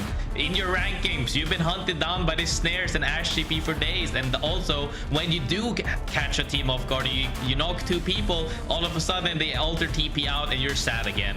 Now they're both gone out. We're going back a little bit more to the fundamentals, where if you get it down, you gotta clean that fight. Nobody can really save you anymore. And if you do get knocked up, in terms of getting knocked down as a mistake, there's a lot more room to fix that, because now Ashe can't snare and or just TP on your head and finish the fight. Yeah, I mean, you do require a lot more thought on how you're walking up on these engagements, not just in terms of the time it takes to close the gap, but the other squads that can look at you as well. Unless, of course, you got Wraith. But even then it's time, and with Pathfinder, it's sightlines. It's a whole, there's trade-offs, and Na'Vi will be making use of those specifically by choosing the Wraith adaptation. Uchako going to be on that, a big team mover. So that seems to be what Na'Vi are looking for the most benefit. When we talked about the Ashe ban in game 1, we did say, you know, some people are looking to Ashe as a big skirmisher to get in your face, and some people are looking to her as a tool to move the team. It's very clear that Na'Vi are seeing the Ashe role as being a team mover one rather than a get-in-your-face skirmisher one.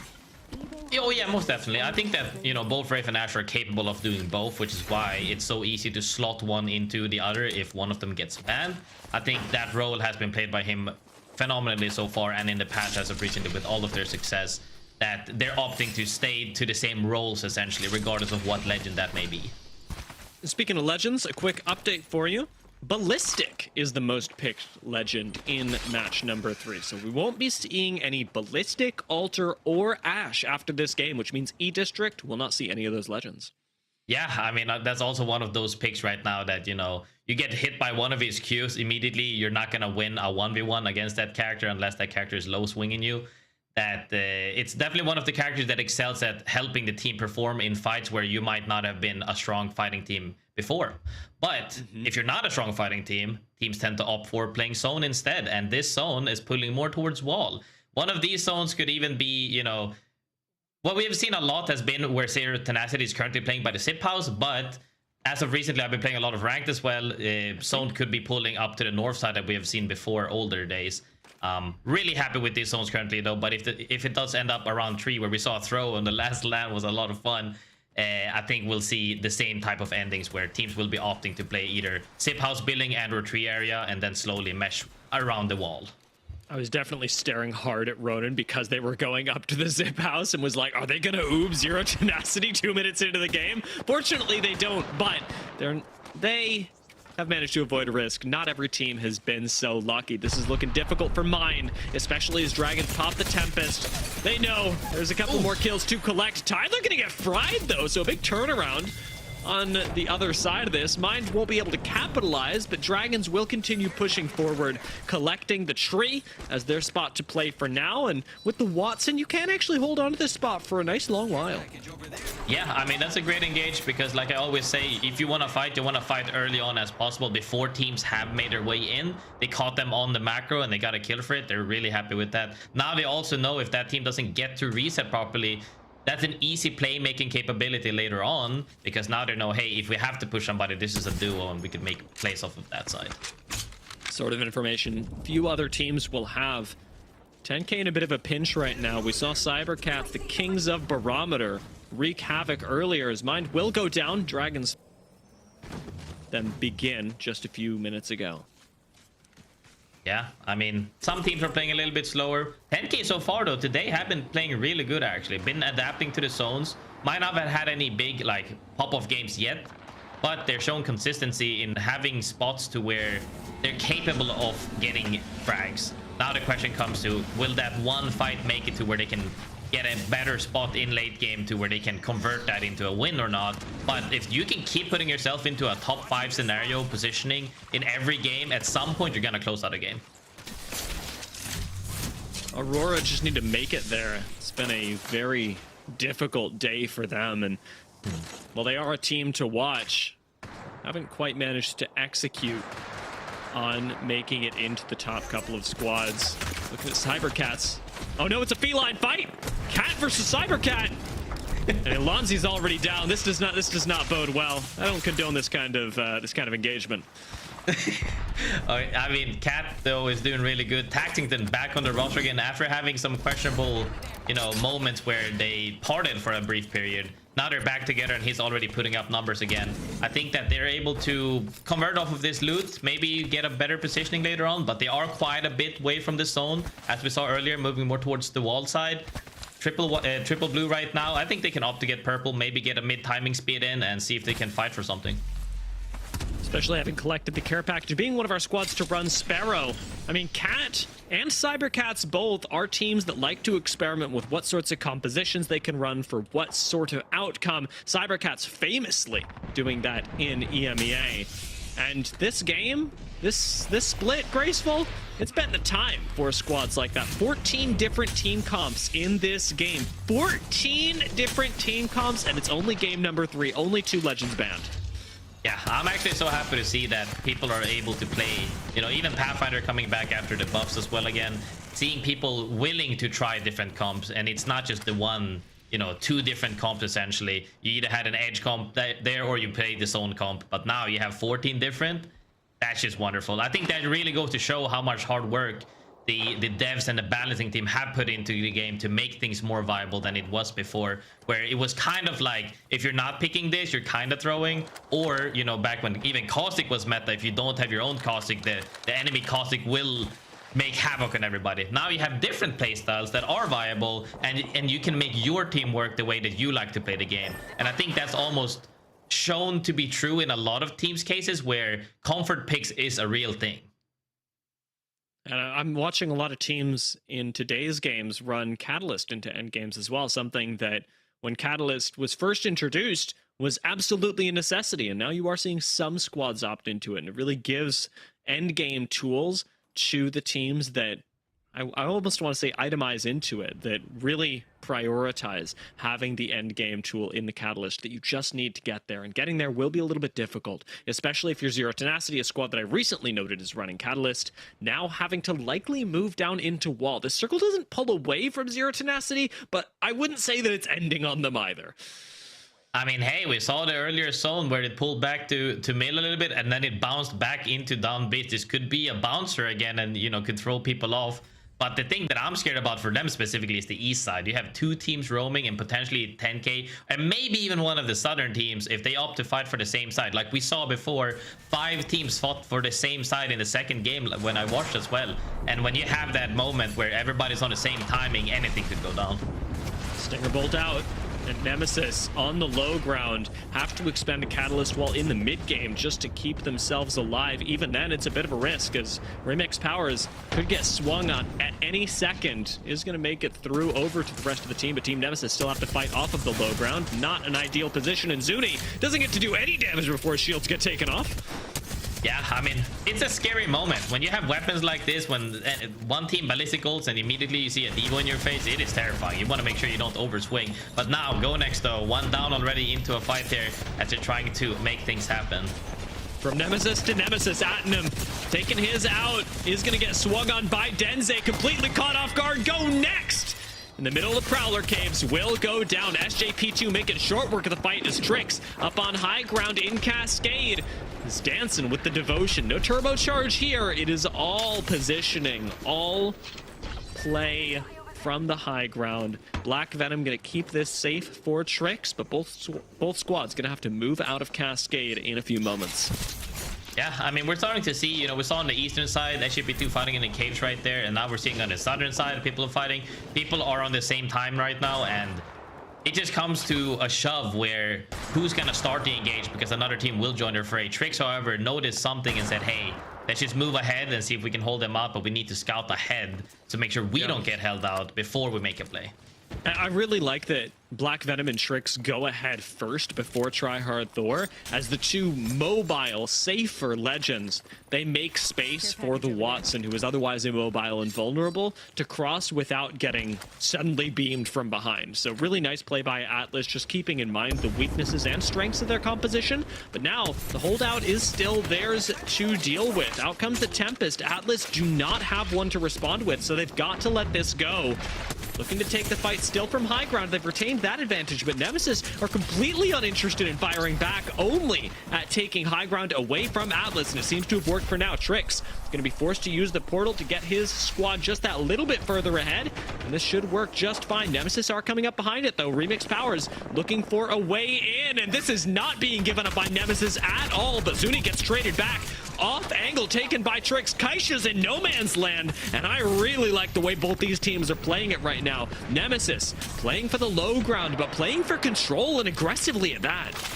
I mean, we saw a huge play there from Trix going ahead, but then none of them looked back. They triple crossed and they didn't engage on that. And then the other team swept forward, and then they tried to TP, and then he got punished. A lot of proactiveness, and that's exactly what we need to see from these teams to make plays, to get more KP, to get that side free, which every team wants, because when you have a side free, you can make plays happen. And now Cat have entered this as well. And that vulnerable Watson that we talked about earlier will be taken down. That's a loss for Atlas, who, well, they haven't been escorted from the lobby just yet. Lose Black Venom at the same time. So Nemesis really now just have to face down the vestiges of Cat that are inside this zone. And Kaisha is going to dip in there, take out Calamitous. Atlas are going to go down. The first chunk of Team Cat is taken off as well. I mean, Nemesis responding well to the scenarios twice, actually, where they were at a disadvantage for a brief moment, but turned it on its head and made sure to, hey, we not only get a better positioning, and now we have a side, we also get KP from it. Very happy with that play, and I think they're definitely looking favorable going in from that side. 10k slow play for them. It's another IGL difference here, honestly. If I'm looking at this zone, I can't wait to see the next one. But if 10k predicted this really well, this is just another situation where we've got a pretty good prediction coming out of our two experienced IGLs in EMEA. Yeah, definitely a good prediction from me. I said he was gonna pull north potentially. Yes, ranked has showed effort. Now, definitely, this is one of those zones that I think a lot of teams are happy to fight. Nemesis, speaking of fighting, already up on the next one on the team by 3, which I believe was War, as they are going down. Sherp goes down right now as he is. Kaisha is singing with the Devo. Nice grenade. What was it? A million damage? Kaisha eating that to the face right now as a couple of grenades connect with him, but Team Nemesis have their reset. I say that, Kaisha eats one too many. I know they look delicious, but it's not cake. It's not cake, bro. They're gonna get run at right now. Legion hoping to finish off Nemesis, although Legion are on blue shields and Sampe is almost down. Great defense by Team Nemesis, who again are playing proactively and so aggressively in these end games. Yeah, but playing proactively right now, I think they're also getting pulled up from behind. They just lost a best spot the whole team's out for. They didn't collapse on a team that had lost somebody down already. And now they're kind of in no man's land, where they are just on the outside of 4 or 3 different teams, and now they have to walk in. That was definitely a misplay, I believe, but let's see if they can turn this around potentially. It's all about timing and seeing who starts the fight first. Nemesis have lost another, so Cat also focusing on Nemesis, and it feels unfair. First it's Legion who sent them, then it's Nemesis who could just absorb push after push after push. Even the Zipline Mafia contributing to that one. Team War will go down as an extra casualty, but Legion, who, like we said, dipped down onto the low ground, came back to finish off Nemesis, now eat a Stinger Bolt directly to the face and have a whole 2 squads facing them down. We've got Cat on the on the low ground and Zipline Mafia on the high ground. Ooh. It'll be a miracle if we see Legion Gaming survive the next 2 minutes. Yeah, I think one of them made it to the corner where the zone is in, and they're just sitting there right now. But actually, 2 members of Cat went down to nades, and they're getting hovered right now by Zipline.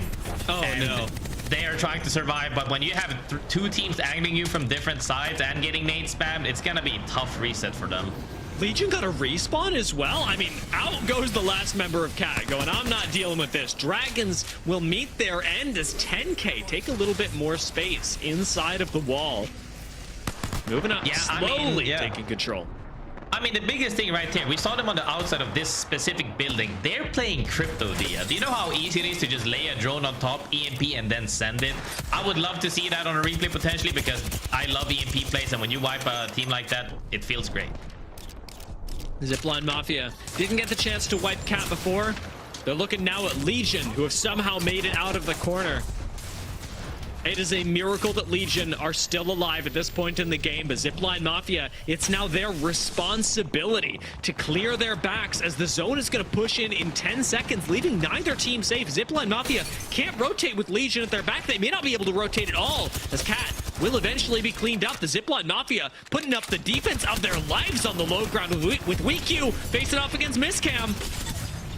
This could be the time. Miscam gonna fall. Zipline Mafia slinging their first haymaker. Haymaker indeed. Honestly, it's even incredible that they made it that far from a reset and they're still running in with the zone. They should have been held out way earlier. I think that they're gonna be having a hard time to even make a reset of any sort when they're back to a solo again. Zipline Mafia, however, looking to clean that up and get some more points on the board.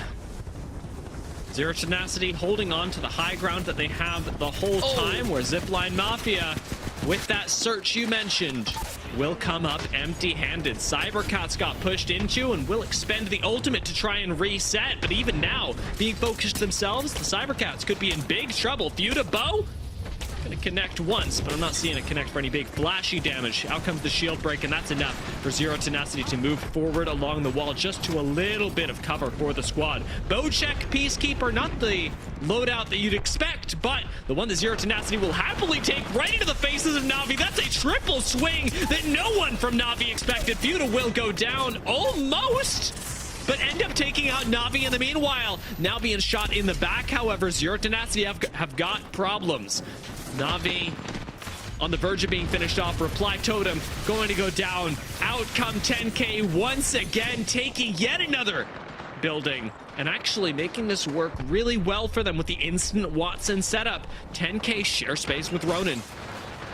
I mean, they're in a great spot. Vincere right now as well, fighting on the cusp of the side where one team decided to hold on the little rock, but VC Go goes down there. SJP2 looking in a super good spot right now where they're going to be playing the outside of the wall. I'm not too sure about that bridge push that ended up getting, you know, one of the teams falling down there, but it's a play nonetheless. I'm not a huge fan of blind pushes like we saw the zip one earlier, like we saw the bridge play right now. When you make a blind push like that, it either throws the team, if you end up losing that, it throws the team that had this spot, or worst case scenario, if you do end up winning that, you obviously get hurted.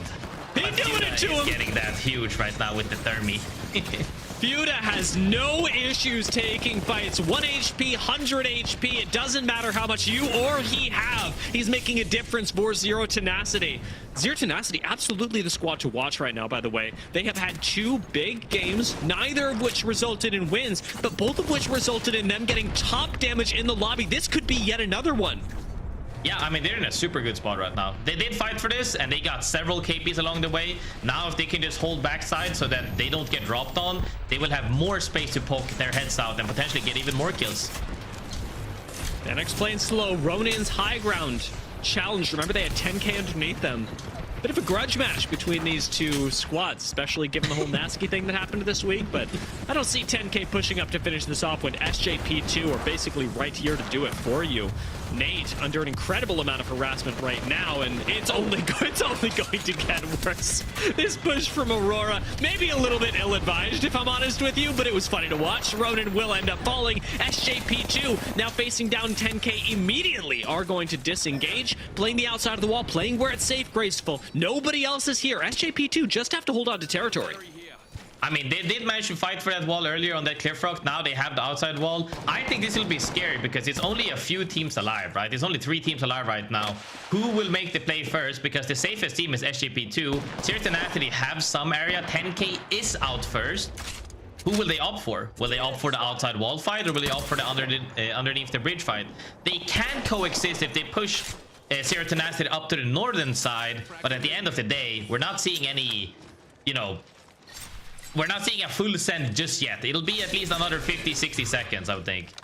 It's like you say, it's not yet. Part of the other question you posed is who's going to do it? And to that, I'd posit the answer probably Zero Tenacity. Probably them. They've been playing so aggressively today that, if anything, this court sort of push. Oh my God, Neski goes over the wall. Neski, can he get back over the wall? Yes, he can. that was a calculated.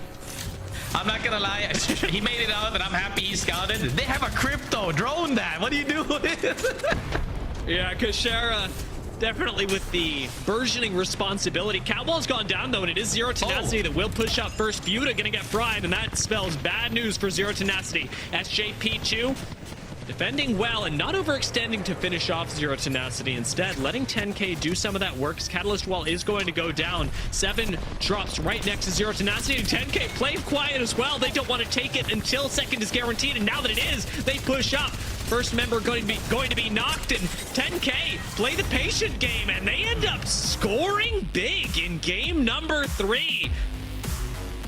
10K, man, play that patiently, and then they won the game. I'm a little bit, flustered to see that Zero Tenacity made that play across the side. Even though there was a catwall in play, it is definitely hard to make that decision and not get third, I would say, because you're running into a team that's looking at you, whilst another team could wrap you. You either close that fight in 5 seconds or you get thirded, and they, ended up falling down. That was a little bit rough, but it ended up working earlier when they were proactive under the bridge. KP and a spot, but at the end, they fall. It's one of those things that, especially with a squad like Zero Tenacity, I'm expecting it. It's par for the course. Is it perfect Apex Legends to go for that push? No. Is it exactly what you'd expect from a team that has been running at people all day? Yeah, like I'd actually put SJP2 in a really similar position. If we had, say, like 10K and Na'Vi in the end game, I'm betting SJP2 push first just because they tend to play that much more aggressively, and it really works out for them in the kill points. 23 points for the game, despite it not being a win. 14 of those coming from kills. Yeah, I mean, when you have a side, when you clear a side and all of a sudden you can just get to shoot at everybody that has to move, kills will fall in. SJP2 has been playing really strong this game, where you're excelling at fighting, you should just keep rolling with it. Even though Zero Tenacity fell on 3rd place, they're being proactive, and if you're winning like 70-80% of your fights and you fall every now and then, it doesn't really matter because you're still racking up those kills. And we're still talking about just putting as many points across the 6 games as possible will bring up your average, and that's what we're here for. Now, while SJP2 may not win the game, they do, importantly, unseat Zero Tenacity, who were, up until this point, dealing the most damage in the lobby every game. Now, SJP2 hold that title, with a big thanks to Curdy for that, who managed to crack 2K in this game. SJP2 get a lot of kills, they get a lot of damage, and again, while they may not grab the first place in the series overall, they are doing pretty well with this game to boost them up the standings, now meeting the likes of those squads that have won a few games. Zero Tenacity, maybe not there with the win just yet, but still placing very highly. 10K, in fact, the only team to have won a game that's even in top 3 right now. Gino, what do you make of that? Yeah, exactly. The fact that we've got a couple of these teams that are just sitting there at the top dominating, and one of them is Zero Tenacity, who certainly wasn't on my radar to be that consistent and doing that well today, is kind of crazy. As you were saying, massive damage every single game. Actually, you know what's funny? You were just saying they did the best damage every game. I almost in game in game 2, it was actually, this is the weirdest stat I've ever seen. The 12th placed team, Cat, did the most damage in the lobby. What? Yeah. Okay, that is a rabbit hole for me to go down. Perhaps another time, because we've got a guest to give us a little bit more insight, perhaps some takes on these games. Aku, welcome to the broadcast. For those of you unfamiliar, you may not have seen his face before. You've certainly seen his gameplay, as he's on a mouse and doing quite well, might I add. So I'm glad we got you in here for some insight as we approach regional finals. Thank you for having me. I only can say thank you for having me. Yeah, thank you. I'm very hyped to say something. Thank you for joining us. The first thing that I'll have you say, like I said, a little bit of insight for some of our teams. I was actually noticing that specifically for Mouse, last week was the first week throughout all the season that you guys even dipped out of top 10 at all. Outside of that, you guys have been placing exceptionally well match day over match day. So as we approach the end of the season, as that gets more difficult for teams and we're seeing a lot of kill-heavy teams dominate the leaderboard, how would you go about, counteracting that in playing your best game to end up in at least the top half of the leaderboard? Yeah, so at the start, we played Newcastle, but we saw that EU is very aggro, like in Pro League. So we swapped to Crypto to like just fight against it to hold more space like aggro. And it worked pretty well. We were like obviously going for a roster swap, so that was like making it a bit harder, but it's obviously not an excuse for it. But yeah, it was like, it's very hard as a zone team to fight against these edge teams because the comms that like the edge teams are playing are very very aggro in EU. So it's very hard, but we managed, I think, it pretty good well. And yeah, I think that's all I can say to it. Okay, well, you're talking about some of the aggressive team compositions that you've seen being run in EMEA there, Aku. Let's put aside, some of the considerations around, ring consoles and whatever else. What is, if you were just wanted to be a team who literally only just wanted to win fights, what do you think is the most aggressive composition you could possibly cook up at the moment? Okay, so the most aggressive comp, I think, is definitely Ballistic in it, and Fuse or Crypto, either one of that, and then Ash Alter. I would go probably with Alter, Fuse, Ballistic. I think this is one of the most aggressive, because you can, with Purple Perk on Alter, you can explode on a team every time when you queue on them, or something like that. It's so easy. And with Ballistic having the extra speed boost, and you having a free golden Devo on it is so hard. Yeah, it's so aggressive. You can almost do nothing against it, I think. It's kind of crazy. It just feels like there's so many options right now, right? Even Sparrow, who's a recon character, supposedly, his ultimate is actually such a crazy aggressive tool. His ultimate is very, very good as well. It brought a new fresh air into it, because most of the Crypto player are not stuck on it anymore. They were in prison, kind of, the Crypto players. But now when you have more free air to it with Sparrow, because you can actually be in the fight, shoot your gun, and the Sparrow ult and everything is very good as well. So that's very aggro as well. You have a lot of different stuff. We're seeing a lot of different compositions introduced, and we talked about it with Graceful in this last game, but last game, 14 different compositions over the course of the match. And I want to take a look at the final circle and see how that played out, how it impacted. I mean, we saw Watson in this final circle. What were your thoughts as we approached the end game, Aku? Well, that Z10 is going absolutely crazy in this end game, cleaning up the sides and looking for a spot was really well played, but SJP2 as well. Cleaning up their sides, having all the space control on the right side of the zone was very good from them played.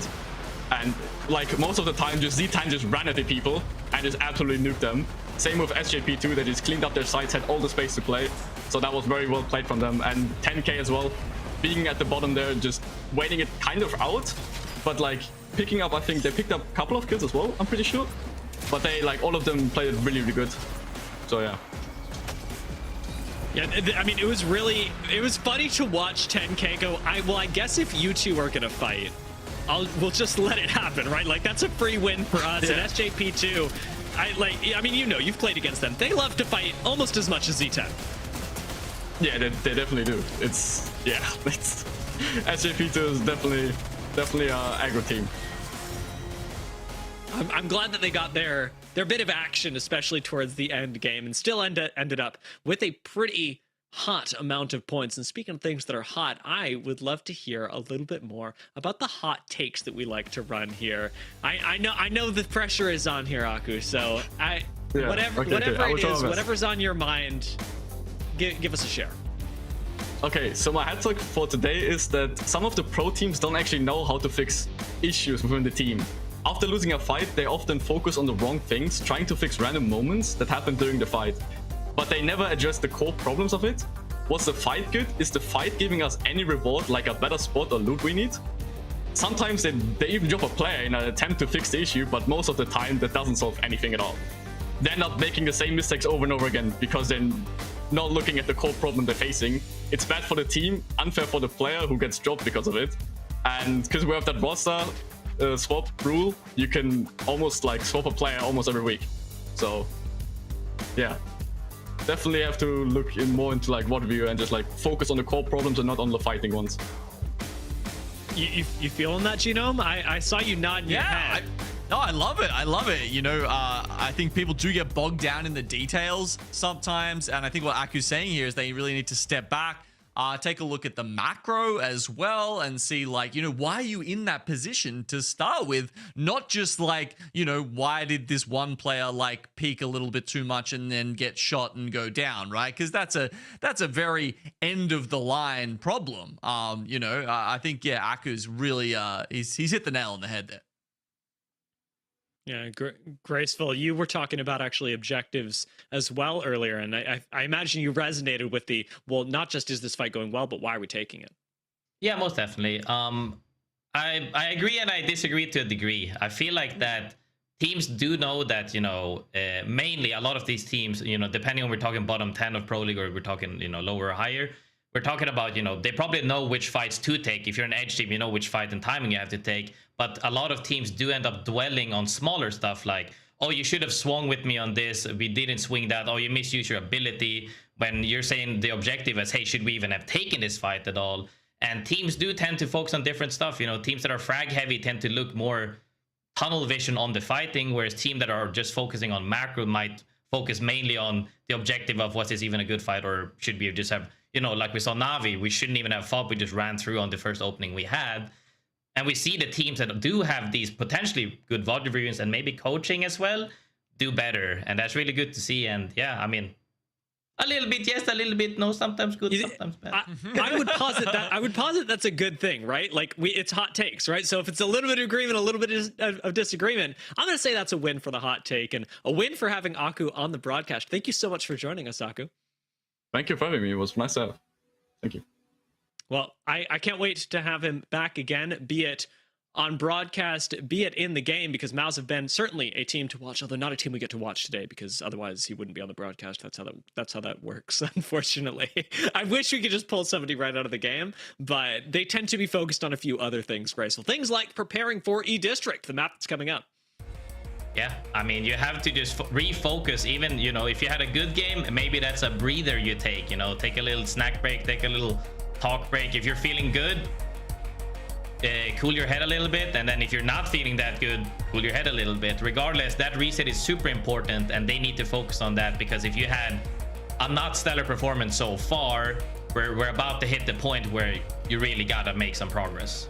I'll be honest with you, it took me about 20 seconds to recover from you saying snack and just refocus on Apex Legends. The real meal in front of us is going to be this first game on E-District, however. 10K, again, squad to watch, landing smack dab in the middle of the map. Big position to grab early, and I really like to focus, as always, on E-District towards the southeastern side of the map, where we've got Atlas and Cat landing next to each other. There's a lot of early potential for fights there, despite the fact that Cat haven't been too aggressive. I definitely would categorize Atlas and their path to Pro League as being a very aggressive one, and now's the time to be picking up points.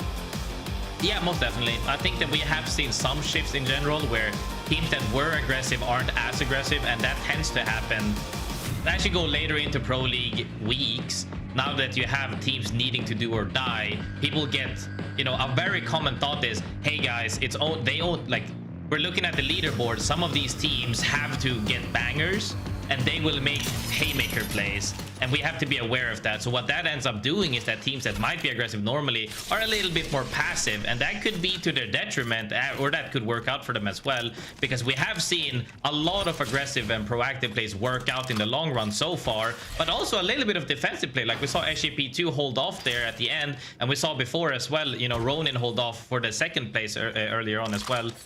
Where defensive play does work in some regards.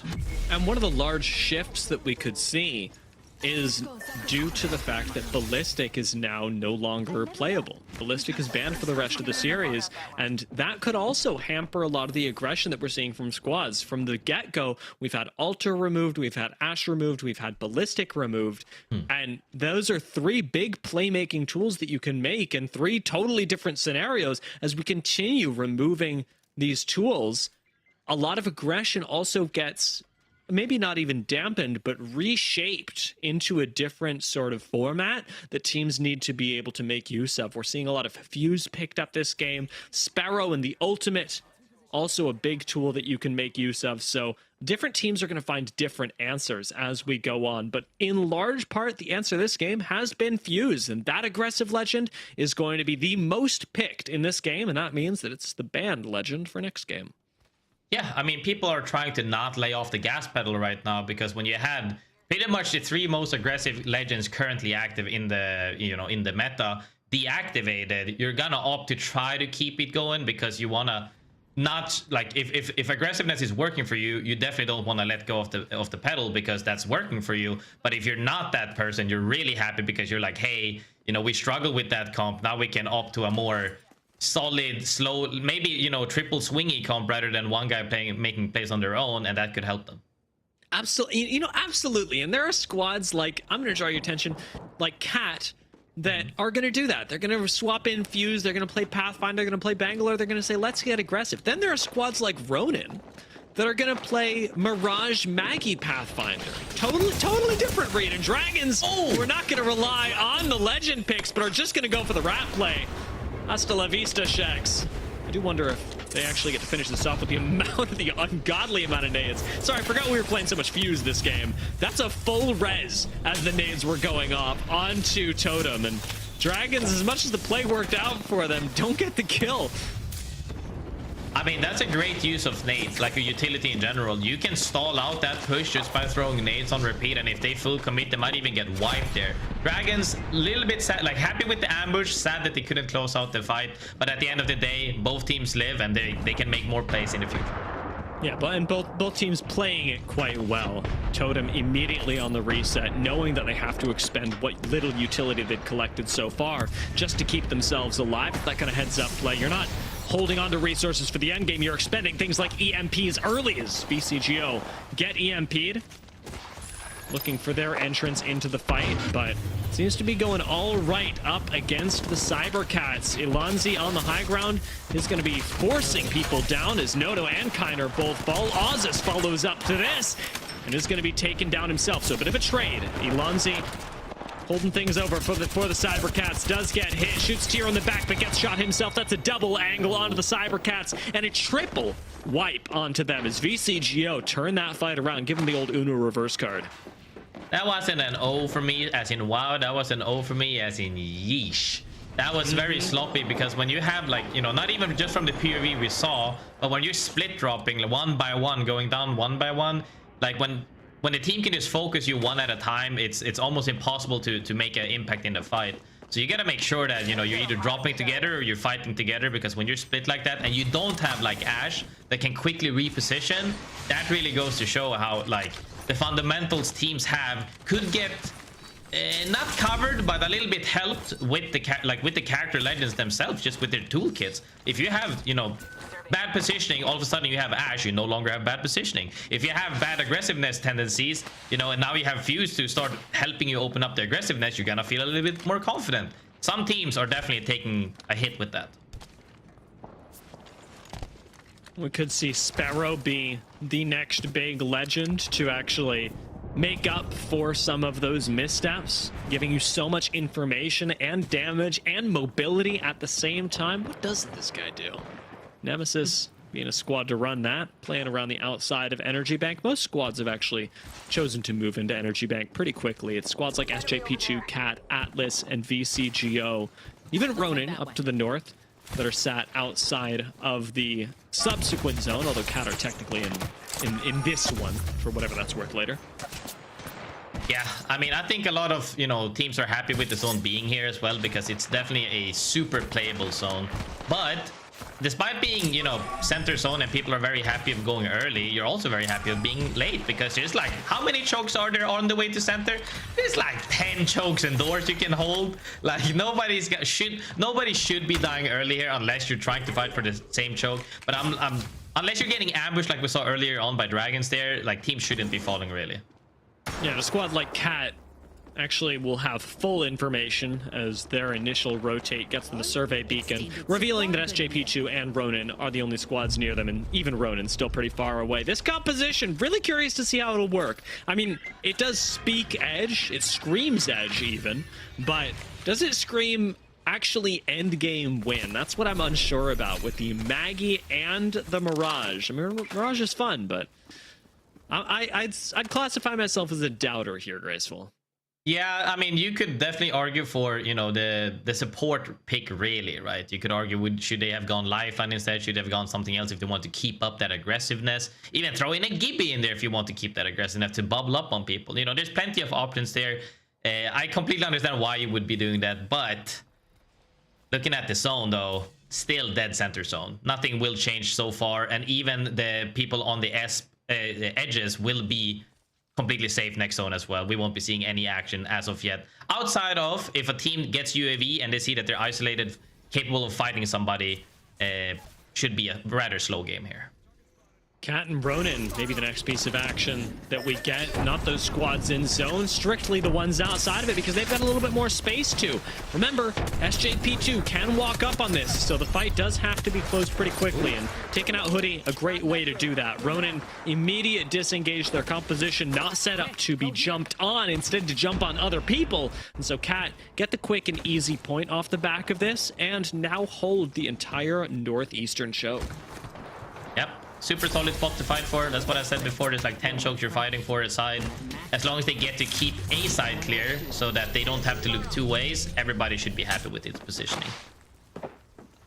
And now they've even got not just the choke, but I think pretty easy building into the zone as well. We'll see Cat continue to explore around the outside of Galleria, looking for a few more kills. GoNext starting to make their way in. This is through the south end of E District. They've got teams like Zero Tenacity in their path up towards Energy Bank. Not going to be caught in here. Nobody watching the tunnel.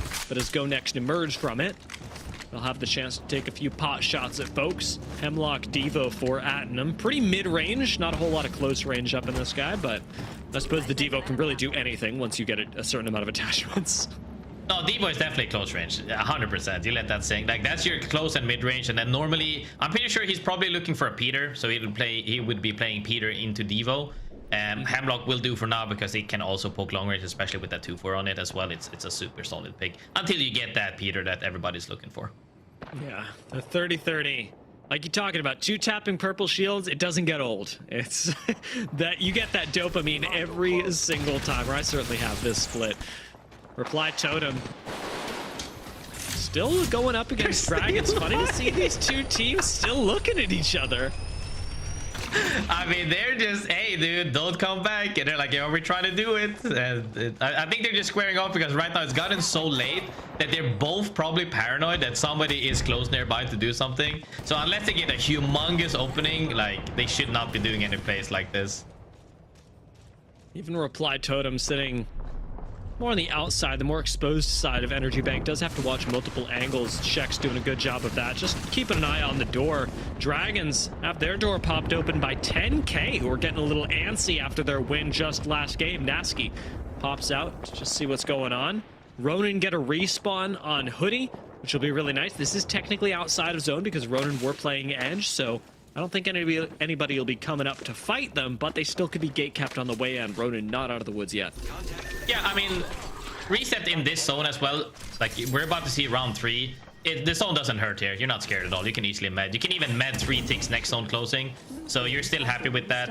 They're going to have a smooth reset, but they're still going to have to fight for a side as they're northwest. Yeah, Ronin is northwest right there, as we can see in the picture. As VCGO and GoNext are holding, as Legion all the way southwest as well. It's going to be a tough point because all of these other teams now, there's no longer 10 chokes in play, Dia. There's only 3 in the next zone, as we can see. VCGO is holding 2 of them. GoNext will be holding 1. You don't have that many options anymore. Yeah, I'm really looking at this and imagining that we get a three-way fight. GoNext, Legion, and Ronin all seem to be condensing themselves into a singular point, and that's this Western choke. VC Go is just taking up enough space that the approach from Ronin is uncomfortable. We'll keep our eyes on that as Legion do get poked from afar, focusing a little bit on this specific Western choke that we were talking about and GoNext's defense of it. They've got a Catalyst, but when you're outdoors, Catalyst still valuable, not as valuable as she is indoors. Yeah, I mean, I think you can still make plays with her. Sure, the spikes won't be as useful, but the wall alone like enables her to make plays and play off of her wall and your teammates as well. It's I think she's very versatile, and that's what I'm really hoping, you know, every legend at some point will be. Even though specialists are nice, it's also nice to have that, especially if you're a main as well, to have that legend be adaptable and versatile for every scenario. Always makes you happy when you can roll that. Zipline Mafia in a bit of trouble. That fuse that was so popular this game, getting a lot of value as Ronin make the sneak play up the stairs. GoNext right above them. See what MG Clutch can whip out. No shotguns on this Maggie, but a ball ready and raring to go. He took the shotgun reload perk, but he's got no shotgun. Yeah, I'm not too sure about this, but that simply alone could make an opening as Kinda gets jumped on by two people. Just all of Ronin, like you would say, holding hands and running down GoNext, but not getting the knock here is surprising. Finally, Kinda is going to be taken out. Spot the next of GoNext. Time to walk up, though. And this thermite really burns. Hoodie going to be taken down. Nate goes next. MG Clutch barely gets to see the other side of the ring. And Ronin, they trade all of that for 1 point. I mean, that was a good start, but they could not close it out. I think that in general, though, a good proactive play could have been a little bit more cleaner because they lost track of him after he dropped down, or they got poked essentially in the back while trying to finish him. It was rough. Yeah, I mean, yeah, and really good play, by the way, from Kinda to survive as long as he did. Playing with the Catalyst, then on the zip line, then underneath the building. That amount of time that he bought for the rest of his squad to walk up is the difference between that being an easy fight for GoNext, or a much easier fight for GoNext, and being basically impossible. Even now, GoNext are going to manage to get the res. Watching that happen on the southwestern side. Legion and Atlas fighting in the south, and Zipline Mafia with the God Zone pull right on top of him. Yeah, I mean, definitely a good pull as now. Atlas, though, gets a trade as Tryhard Thor goes down as well as Miscam. Looking to re-engage and no, disengage as Trix dashes out. Will Venom stay in the fight or not to see if they can make something happen? But that rest up top should be happening. Venom's looking for it. Stinger Bolt would go crazy here, and that reveals everyone that's in the area. So Black Venom denying that for now, but with Trix being knocked, things are not looking good for the Black Venom squad, and Legion Gaming will end up going down. GoNext. Remember, res has happened, so they got everyone back into the game, although, you know, no ult for Catalyst for a little while. I mean, reset into getting KP as well as walking in with the zone. I think they're in a happy spot. The more they push off teams, even if they let a team survive on the south side, they know that one side will be weaker. Now they're opting to 3v3 straight into the zone for a spot. Is that Mythic Crate open? Or is it? Well, I guess we'll find out later. Reply Totem are going to have to walk past it much as they're watching for the last couple members of Atlas walking by them. Mythic Crate is open, and unfortunately so is Reply Totem's side as they're going to get beamed in it. Shex sticking the res right now, but you still got to go through Dragon in the next couple of seconds.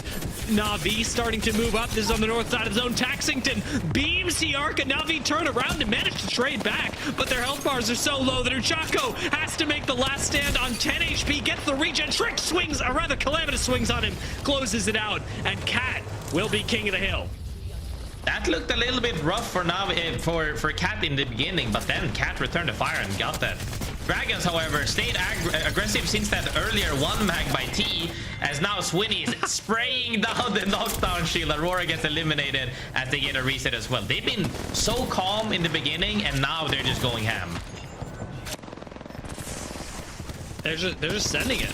There's no holds barred. Dragons are going to swoop in on this. Zipline Mafia naturally will go down. The question is now, does anyone push up onto Dragons? Do we see this trend of aggression continue? Out go the nades. Out comes the EMP, and that's going to be right onto Kashera and 10K, who only have Nasky left, slipping inside the building. He will get this bat off. Will it save him though? War push up onto Dragons, and we are getting so many squads eliminated at so many different stages, places in this game. Reply Totem going to follow as Team War now hold the center of Energy Bank, and even they are being walked up on by Team Cat. Taxington takes the high ground, throws out the Stinger Bolt. VCGO go down on the outside. Nemesis take a reset, and War and Cat go at it in the center of Energy Bank.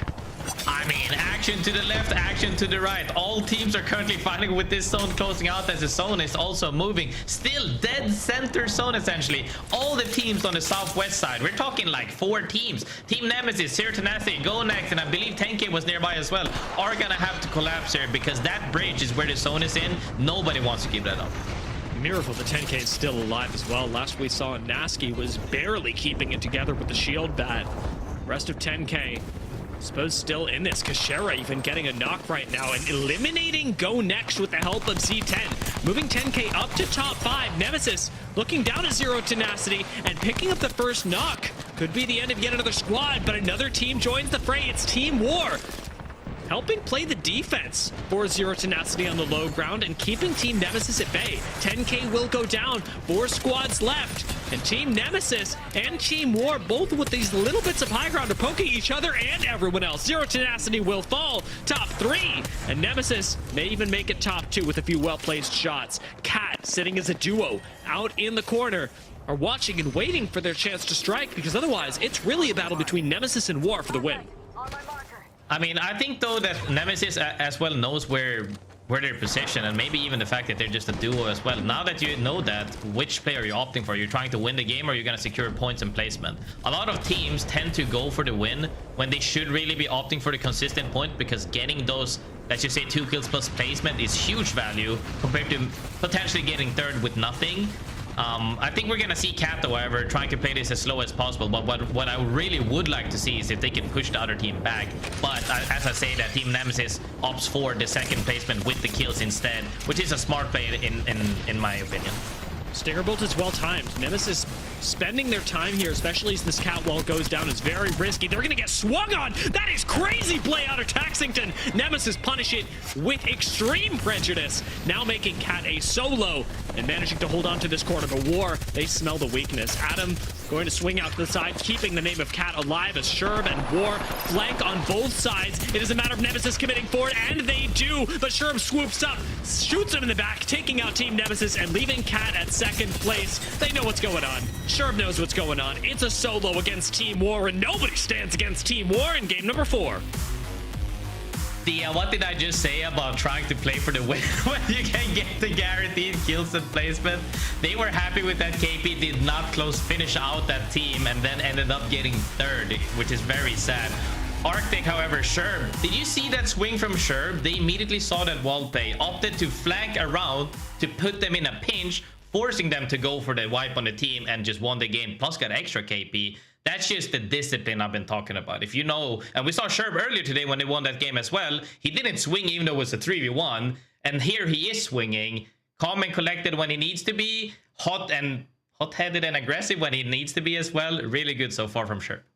Yeah, I really like the play. I want to take a look at what this gets Team Wars. That was not a slow game by any means. 26 points for them off of a 14-kill game. Very nicely done. And the positioning, the game sense in that last bit to send Sherb out really put Nemesis in a tough position. And I feel for them ending up getting third. That's a really rough spot, especially when you know that Cat were just a solo. We'll take a look at the stats from this game as well, because Team Nemesis did put up a really big fight, but their damage even still right up there in the conversation with Cat. And then all of a sudden you have Team War who are just dealing 5k. I mean, yeah. I mean, we also do see Arctic here with 2.8k, you know, a great player as well. Could have been poking a lot and taking fights for sure. 14 kills, you're gonna have huge numbers regardless of what weapons you play. They're very happy with that, as that shoots them up the leaderboard as well to 53 total points with 26 kills. I think they're feeling hot right there. If they can close out one more game, that'd be crazy. 3 games in a series? Yeah, Zero Tenacity still hanging on to that lead, but only by 2 points, and it's a 10-point gap between Team War and 10K. As it appears, Graceful, the teams that like to get aggressive, they're the real winners here in EMEA, at least as of match 4.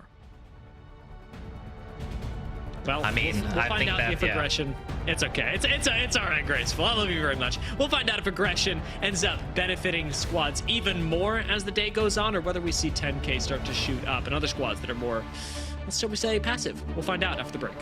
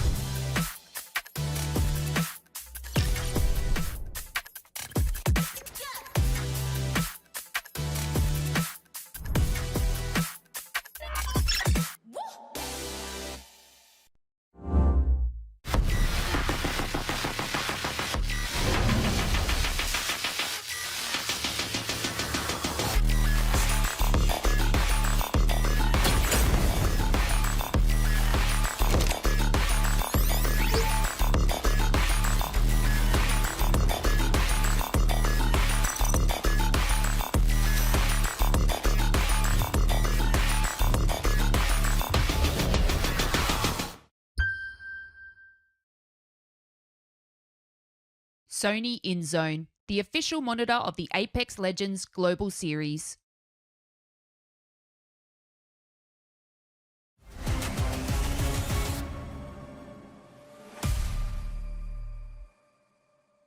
Well, we're back. We've got a couple of top dogs here in our race in EMEA. Graceful, Zero Tenacity, Team War. We've seen them clash in-game. They're also clashing on the leaderboard. Only 2 points separating the two teams right now. Yeah, I mean, we've seen huge proactive play from both of them. And then we've also seen, 10K as well being consistently in good spots as well. There's different playstyles and all thriving. Very happy to see that. Yeah, I mean, let's have a look at the final circle from that previous game here. Talk us through this one, Graceful. I mean, I think this was very, very smooth. A lot of teams, like I said before, Southwest, they all had to fight for the same side. Ended up being close to that bridge where Nemesis had a power spot. But never mind, Team War on the opposite side of it actually had a better spot for the end game zone where it ended up closing. Saw that cat wall, and as Nemesis tried to finish off the duo, opted to put them in a pinch. Nemesis, however, making a bad play in my opinion to where they could have gotten the guaranteed second place and KP, tried to win the game from their spot, which was really tough. And actually, Adam here manages to get second place instead as Team Nemesis falls third.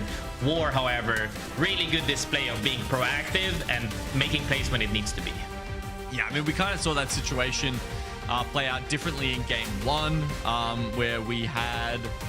Who was it, the one that... Oh, yeah, it was Team War again, right? Yeah. And this time, you saw the second place team confirm the kill on the solo and just manage to certify that second place for themselves. But either way, it's Team War that walk away with 2 wins and 24 kills just from those 2 games. Obviously, more overall for them. We've had Fuse banned out now, so it's Ash, Alta, Ballistic, and Fuse banned as we go into our 5th map here onto E-District. So a lot of those aggressive options that we were talking about with Aku in our halftime break there have been removed, Graceful. Does this mean teams start moving towards, a different play style, a Newcastle-based sort of play style, or do you think they'll just shift their focus to, maybe a Pathfinder and a Crypto? I think the teams that are playing not fast or, for fast rotates will be opting more for the, like we said, Pathfinder, Crypto, more staying true to the aggressiveness. Whereas teams that are happily, well, some teams are already playing Watson as well, but teams that are happily rotating early might be opting more for Newcastle for sure. Yeah, looks like we're getting a few catalysts coming through as well, as I'm just getting a sneak peek at the lobby loading in. Interesting that in EMEA, we're not seeing as many Sparrow pickups. It does feel like there was a quicker uptake of that new and very powerful legend in some of the other regions so far, but we did see quite a lot of crypto still being a powerful pick here in EMEA.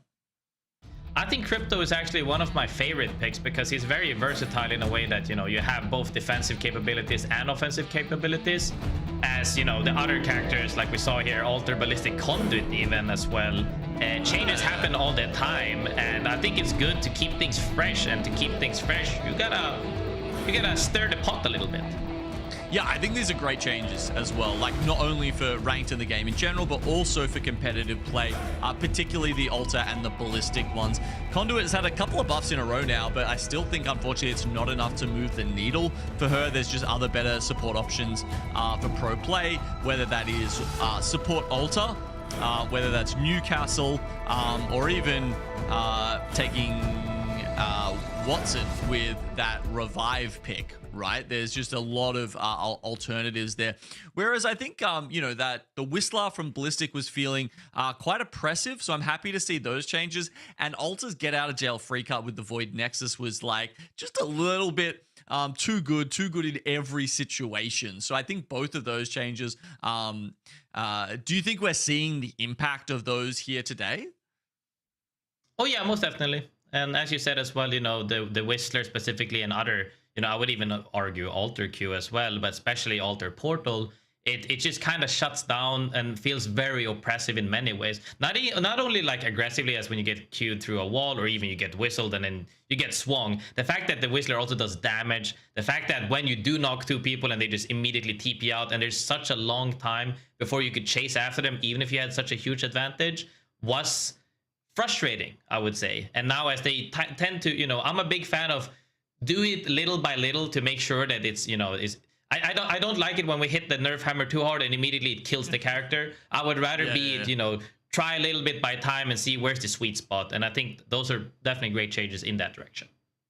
Yeah, it's cool to see. I mean, I'm just thinking about other, sort of nerfs and changes we've made as we get a look at some of the highlights from today so far. But I'm thinking about other times where, like, I'm thinking the focus of attention from Sia. I'm thinking Bangalore's smoke.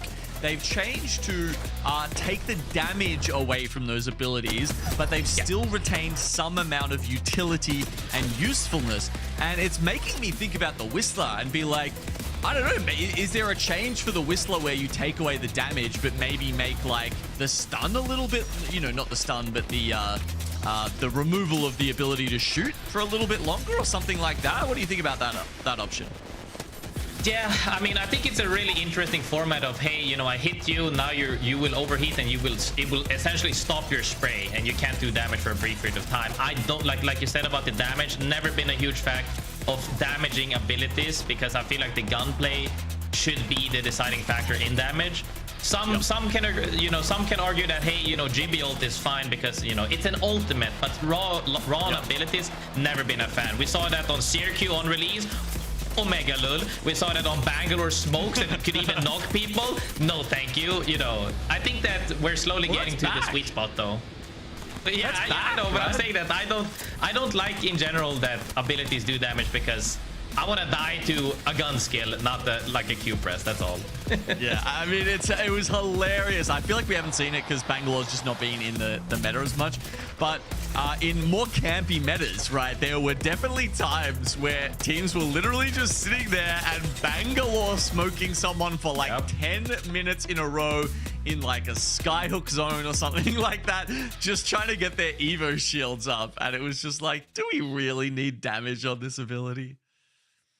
I mean, it wasn't even that. Remember back before CAD and people did that to throw, like, break your door, and you were so sad about doors then as well. Oh no, it was sad times, but I think nothing probably beats the release here where you got thrown a tunnel at you, you got flashbanged and you took damage. You got rinsed. Like, I remember one time I had like 30 cells on our team and we lost all of that. I'm happy we're working our way forward.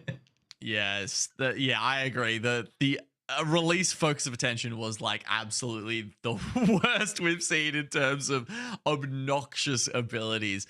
I agree with you a little bit there though, in terms of like I don't mind putting the damage into ultimate abilities, you know, that obviously come out a little less frequently and can have a little more impact. You know, your Bangalore ults, your Gibby ults. I think Stinger bolts honestly are pushing the boundaries in terms of like what is allowable or acceptable in terms of how strong an ultimate should be. How have you been finding Stinger Bolt as the newest ultimate introduced to the game?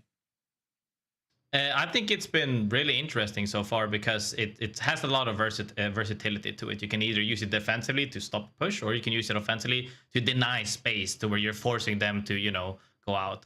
But one thing I am interested about, though, is the kill leaderboard to see how it goes there, because we've seen a lot of pop-off moments here where Feuda and Sherb are at the top leading 16. Sherb specifically is somebody I really, really want to point out as well. Never mind the fact that we see weapon meta being Devotion and R9 over P20 like we talked about there. I would like to see Peter more as well, though. But Sherb, I want to touch a little bit on top, where he has been phenomenal because he's been playing aggressively, defensively, on point. I'm sure that I would love to hear their in-game comps at some point because they are on the same page and he's putting up numbers right now, as well as Feuda and Suni, also a person that I think people are a little bit underrated, no? Yeah, no, I agree with you. I think there's definitely some more credit to be given there. I think if we change that leaderboard from kills to knocks, that's where you might see the 30-30 come through, right? Because people are going to be getting knocks with the 30-30, but they're not necessarily going to be within range to be able to confirm the kill. So I think that's maybe why it's a little underrepresented on that kill leaderboard. I was very interested to see the car with 11 kills. I mean, you know, we highlighted that in game 1 actually, but very interesting to see it getting that yeah, like being that high up. I would have thought all of those kills would get soaked up by R9, by P20s, by Devos, maybe even like Rampage, depending on how many ballistics you've got running around in the lobby, which is of course now 0 Graceful, as it has been banned out. That's opened things up a bit. We're seeing Maggies in here now, we're seeing Wraiths, we're seeing Bangalores, we've got a Caustic on the field, Graceful. Finally, they heard my voice. I love Caustic, even though, you know, it's been a while since this big stinker is back finally. It's gonna be hard to see some play, in my opinion, specifically on this map, unless the zone is strictly on buildings, which this map has so much playable area. So you're not really denying anything or gassing anything until very, very, very late, where you can throw that stinky nade. But happy though to see people, you know, try a little bit different stuff. But I'm still, if the Mirage is still here, I heard you say Mad Maggie. I don't know if the Mirage is still here. You know, some is a little bit more sussy for me. Well, look, I mean, if people start getting stuck into those, the little market buildings, right, where you've got the little market stalls, you're hiding in the shops, Caustic can be a pretty decent option there in terms of being able to repel some other people. That said, we've still got a lot of Cryptos in the lobby, right? And Crypto, just in the way that he can deal with a lot of the controller legends, not so much Catalyst, but Rampart, Caustic, and Watson all do have their utility lessened somewhat by the Crypto EMP. Yeah, most definitely. I think as we can see here as well, all the teams that are opting for Crypto specifically go with rather aggressive comps, where I also said that teams that are more comfortable playing zone early, we see Watson picked up a lot, we still see Cat a lot, and we even see a couple of Newcastles. So there's a clear distinction in how teams prefer to play, also depending on which POI you get. But when you have those comfort picks there, I think that should help some of these teams, because we even see, you know, when we look at the overall points, some of these teams that we're expecting to be higher up are now slowly opting to change comps as well. Yep, certainly the bans are starting to force teams to play things that I wouldn't say they're not comfortable on, but you know, maybe they haven't had as much practice on. Just depends on how the bans go in scrims, right? Because if match days play out differently to scrims, you might get into a situation where there's a combination of legends banned out that you haven't had to deal with before, and you've got to come up with something new, something on the fly. That's something that we have seen in multiple regions now. Yeah, It does look like we've got a street market zone, so we're going pretty southwest here, Graceful. I love these zones personally. A lot of playable area. As right now, Legion Gaming in a fight already. Knight is right now just looking, hovering for them as they are crouching at the bottom floor, trying to run away from Lotus, I believe. It is not a good spot to be in, because even if you start running, hopefully you don't run into another team. They do grab the banner, though. You can see Miscam in the drone right now, and they actually even managed to get the insta respawn here. So Ronin playing the high ground, but it looks like it might be back to a 3v3 already, potentially even a 3v3v3 with Na'Vi actually coming in from Resort over to Lotus after hearing that respawn go off. Meanwhile, over here in the Neon District, we've got quite a few teams getting into it as well, but we'll switch back over to see that three-way fight here as Legion... Oh no, Ken's gone down again, and it looks like that might be it here for Legion Gaming, unless Miscam can get out. I mean, Miscam, signs of life right there, gets a down at least, as he's aping right now. Oh, I think Na'Vi joined the fray, and now they're opting to spread out. Both teams just say, disengage, we need to make it out alive, as Na'Vi is hunting for KP. Yeah, they are so bloodthirsty today, and it feels like everywhere they go, destruction follows. They don't seem to be closing out games as well as teams like War, 10K, Zero Tenacity is of course the other one. But they certainly do seem to be the boogeyman if it comes to maybe the first 3 circles. I mean, remember what I said before as well, when you don't have a team to play the same style, you know, it changes how the way that team that has the freeway plays the lobby. Na'Vi is one of them. They are just running at people right now, because I'm sure as well in their head, they're like, we are the strongest in this lobby, and we're trying to make plays happen. And that's a good confidence to have. I mean, I can't tell if they were just trolling there or they were doing the old rank trick of firing your gun in the air in the hopes that someone else turns up and you get some extra KP. But we saw them spraying the Sheila across at their own teammates on the top of the buildings. Anyway, Neon Square, things seem to have calmed down just a little bit over there. And it's actually over here at Draft Point where GoNext are running into Cat. We can see Cat get the respawn as GoNext try and look at this. Ooh, nice rolling thunder comes through to block them out. Yeah, they're trying to stall as much as they can as they get these rests. I don't think, GoNext is not pushing that, because it's such a scuffed push, really, because at least one of them will get out. But if you stall for too long, especially when you hear bangles and stuff go down, and now we even saw UV get hit as well, maybe that was like later on as well, people will start showing up. And you don't want to stall too long. When you heard a rest, you heard a bangle, don't take that fight. GoNext stays disciplined. And they might say, we might hold them out, but we won't ape them. Interesting. Team Nemesis holding up very much. Just kind of chilling. Thanks to our obs for highlighting someone just getting a little restless. Haven't got much to do, a couple of minutes, they've just got to sit out here by themselves. Could be hard, right? Some of these pros, they're used to just going full tilt, running at people, fighting all the time, but sometimes the correct play in pro play is just sit on your hands for 5, maybe even 10 minutes. And for some teams, it's actually hard to do, Graceful. How did you fare when you were playing in a pro team in terms of having to just not do anything? Yeah, I mean, a lot of the times, sometimes they calm us even. As long as we don't do anything, we're winning the game. Because, like, the game will kind of play out itself. But like you said, some teams are antsy as well, where they don't like just waiting for stuff to happen. And there's a fine line between playing, like, proactive and looking for stuff and playing passively, waiting for an opportunity to strike. And it definitely goes to show that some teams could be working on that aspect. But team, like you said before as well, Viaduct as well as southwest side of the map. Common zone to see if it ends on the lower side, where a lot of teams from Viaduct will be fighting. It'll be a heavy collapse on the east side, as the teams that are late will be collapsing there, potentially even on the north side as well.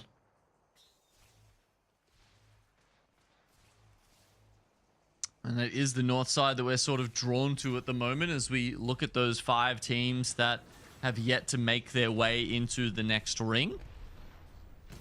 Na'Vi, of course, after messing around up near the Lotus, are pretty late into the zone here. But if Ronin, we can see one of them hovering over a crafter right now. I think they've just used that. They're probably going to be looking for the res. The other one is going towards the respawn beacon. Na'Vi, I can only imagine, will be drawn to this like moths to a flame, Graceful. Yeah, I mean, they are hunting, like we said before as well, but even if they are hunting, everybody else is currently getting ready to do the same macro, because like I said, the zone is closing, and when zone closes, teams are looking to do their macro, and people don't want to be fighting when it's moving, because that's the highest chance to get likelihood of getting thirded. Yeah, I think that's an interesting concept to bring up and something to keep in mind when you're thinking about when to take fights and when to hold back a little bit more, when to be a little more circumspect. Yeah, most definitely. I think that Aurora just sitting here, 14th spot today with 17 points is that's a little tough for them. They've picked up Sparrow, Catalyst, and Wraith. I was watching some of their Wraith play just to, you know, prepare for this earlier today, Graceful, and I've got to say, I think it works out for them in terms of getting into good spots in the late game, but not loving how much util you leave behind by having Wraith on your team. Like, I feel like it decreases your fighting power as a trio by quite some amount. I think the biggest thing that we've seen with Aurora in general, though, like on the opposite side of the spectrum, has been that they've been playing rather passively, even though they picked up roller players as well from just full-on MNK. Is the lack of confidence tied to comps, or is it tied to the less synergy built on the team roster? Because normally, like you said, you know, we've known them to be this super hyper aggressive team. Was that due to the fact that they had armor advantage when they could farm red, or is it something else in the brewing that we do not know? You know, we'll have to see. But Na'Vi not letting go of the gas pedal. They are still hunting people down, and they're happy to fight everyone. Nope, they find Ronin here. That's the team, of course, managed to get that res off in Energy Bank.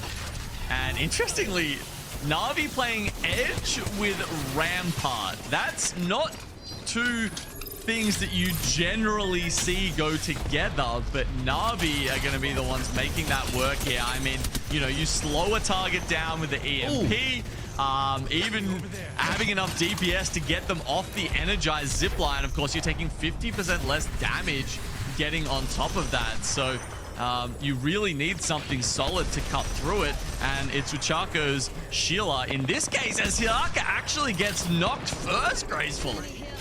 I mean, it's a big trade though. MD Clutch trades right there, and now Uxago is still pushing in with the Sheila as he's trying to get it down. He gets almost two, actually. He gets one, but then gets eliminated as both of them were very low. But Ronin, though, managed to stay on their toes and get that trade, and also close out the fight. Yeah, wow. Okay. So much for Na'Vi being the, you know, the Ring 3 boogeymen. They've outstayed their welcome, apparently. Good on Ronin for repelling that. But they've still got a little ways to go as GoNext and Team War stand between them and the rest of the circle. The circle's moved down. It's gone out of Street Market.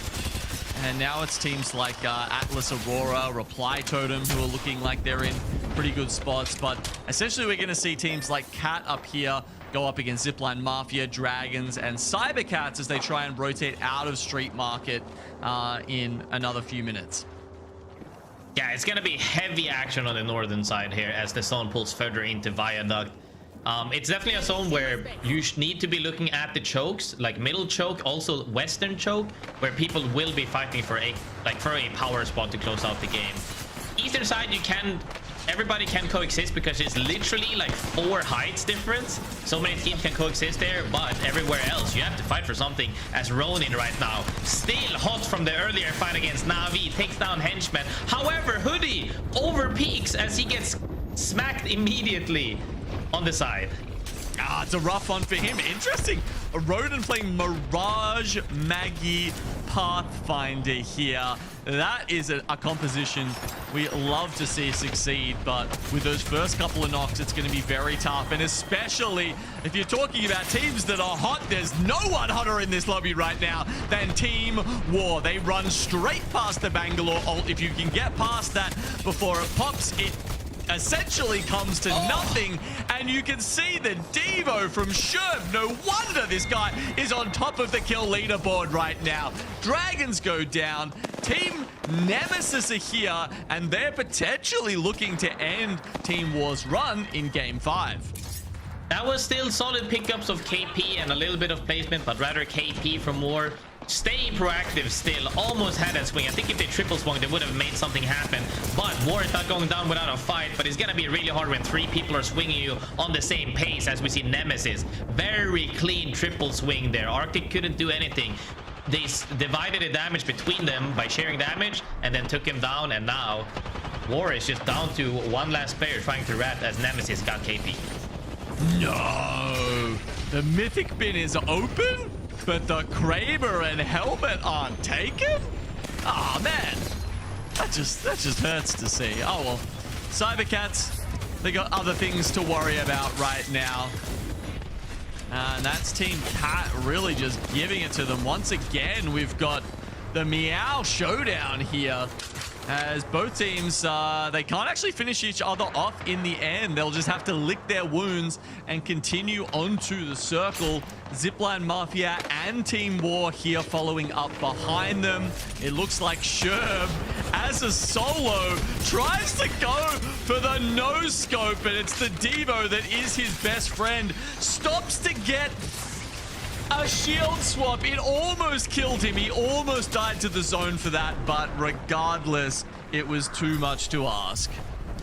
It is tough, but he managed to get a KP and a little bit of better placement. That's super solid from them. But as we saw before, so many teams tried rotating in from the northern side, and everybody is falling with the zone on their butts, and also 3 Peters looking at you. There's really not much you can do there. I mean, we've said that 2 shots from a repeater is enough to knock a full purple armor. So if you've got 3, you better be watching out. 10K have yet again put themselves in a killer position. I mean, these guys, for their first day out as a team, this is a crazy performance, right? I mean, we say crazy performance, but when you look at the roster, is it really that crazy? All very good, like, they have results, they have performed on their own, they're performing together currently, and they're showing that really the veteranness in them, I would say. One of them might be rather comparatively new, but even then, when you still have years of experience, you know, they're popping off, and I'm happy for that. Well, if the question was, who is the problem? When we look at Ronin, they kicked Nasky, right? Hoodie, yet to pick up a kill today. 10K on top of the world, or close enough to, in 3rd place. That is something that they are not going to be happy about. Okay, I mean, hey, we gotta hit him with that. 0 kills of the day. I mean, hey, it is what it is. Sometimes, yeah. Sometimes that's just how it goes. But hey, if you're putting in damage though in the fight and be impactful either by cracking or something, I don't mind if you have 0 kills. But it doesn't look that good. But we can't throw him under the bus too hard, okay? But 10K, like you said, consistently in great spots, have been getting into endgame. I think almost every single game currently in this game, still in a good endgame spot, can make things happen, because they have yet had like a super explosive games like we've seen the likes of War. But like I said, if you put yourself consistently into endgame, one of these games will pay off. Well, if I've got to wear the title of truth teller, graceful, I will do it. But The truth right now is teams on the south side are having a bad time. Zero Tenacity has been taken down. BCGO going up against Aurora, Mind, and Reply Totem all at the same time. Sure, Summer up the top, Summer down the bottom, but it's chaos everywhere. Catch the last up alive here from Reply Totem, desperately trying to get this bat off behind the knockdown shields. Does the Arc Star get through, or does it bounce off the knock of Kazakh? Not sure. They're going to go for the res here. They've got a tree, and it looks like maybe a white knockdown shield to try and make that happen. He actually gets it. Now it's Shex's turn to try and get the reset. Meanwhile, down below them, Mind have actually got the full reset off themselves. And by the way, 10K and Atlas are chilling over on the other side, not even having to sweat at all while this chaos is going on. Oh my god, huge fade from Catch going into the 1 mag with the R9 was incredible there. I was second guessing a little bit. You're kind of like, I get that you want to play off nades on the knockdown shields, but double white knockdown shields, I think Aurora was playing it a little bit better right there with shooting it out. But Catch, however, humongous solo clutch play with the fade to get that fact that he couldn't turn around fast, and he got 1 mag. Huge play. Love to see that. Okay. 4 squads left alive. Reply Totem probably out of the consideration to win, but you never know. There's always placement points to rat out if you are sneaky enough. That said, well, that's a Wraith left alive, so who knows? Maybe they can into the void, into a good position. Considering the other 3 are full squads, they're just going to start jockeying for position now. I think 10K is in the best spot to close this game out, but it honestly depends on how Atlas plays this proactively, because 10K right now is just trying to defend their spot, making sure that nobody pushes them. Atlas pushes them right now. Atlas is poking their heads in, don't really do anything, but does Kashir have EMP ready or not? That could be the do or die play where they EMP and swing. As an EMP comes through right now, they get swung by another team on the right side. Okay, 10K, they seem to be withstanding the pressure here. Standing by their totem. The defensive position is working out for them right now. Atlas on one side, Mind on the other. This car is doing such good work from post-kill. It's even getting some knocks now. I think he actually goes down to the zone in the end there. Bit of a misplay from post-kill. We've got to see if Naski and Kanshira can make up for that with Mind going down now. They're going to take the evac in, and 10K will run over the top of this lobby. That was a crazy play. We didn't get to see the full TP play, but they actually, during that pressure, as they were holding off 2 teams shooting down at them, essentially, they made an actual TP play, got into the best spot to where they ended up on the outside, pinched the 2 teams fighting remainder, closed out that into a 2v1, and won that game. Phenomenal play from 10K from that positioning. Like I said, they're in end game. 1 game will pay off. It was this game, but we cannot we can't talk even more about the fact that huge individual play as well, as we saw that TP play into cleaning up that game. Phenomenal work.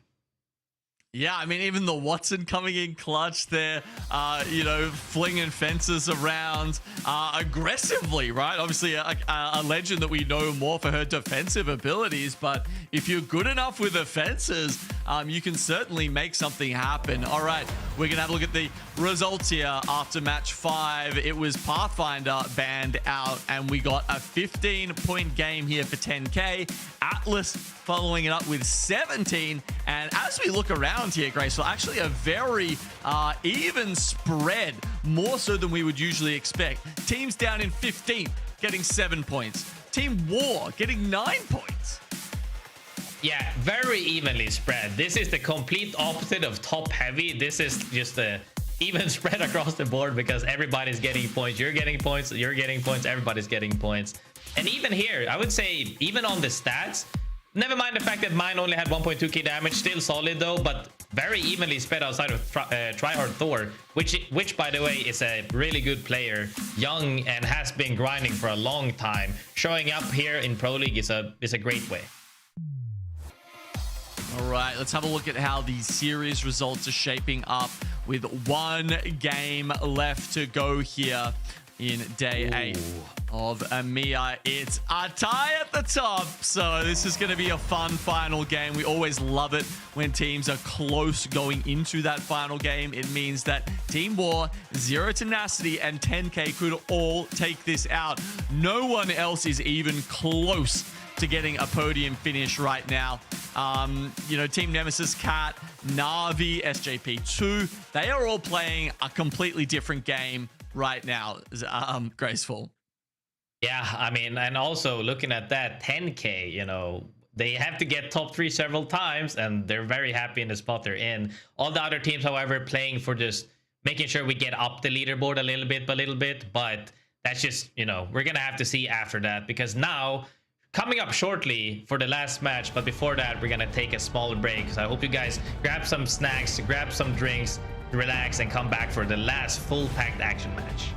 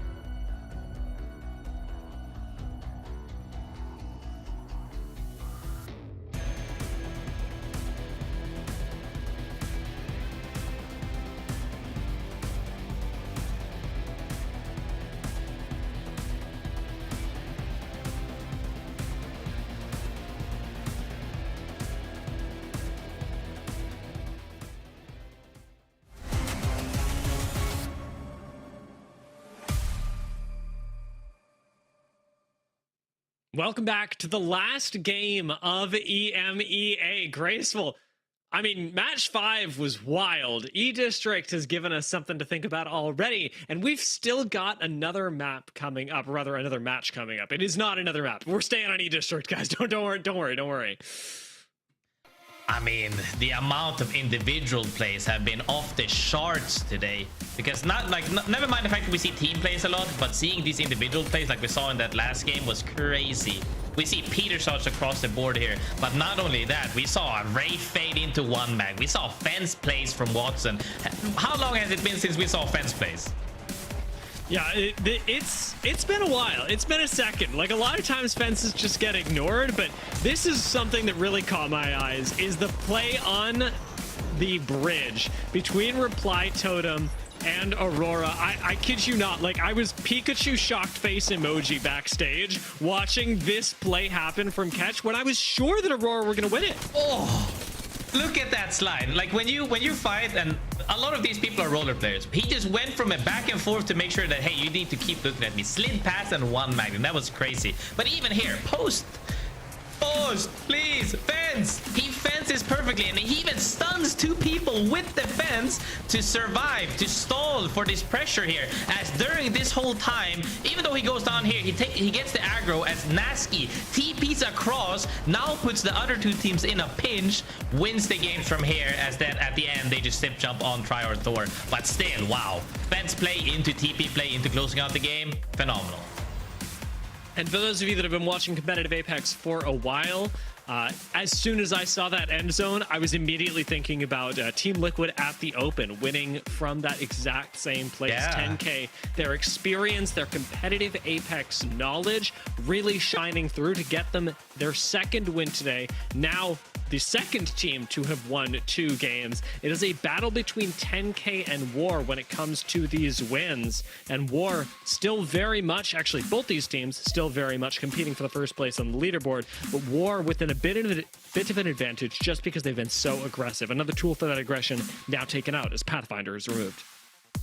I mean, Pathfinder might be removed, but since we saw so many variations of comps, taking 10K as an example, they were playing Crypto, Watts, and Wraith. They don't get impacted at all by this. Could they keep up that form going into the last game as well? That would surely be a positive thing for everybody that loves Nasky out there. You know, getting dropped into getting picked up into having a stellar performance, potentially even winning the series of today would be huge for them.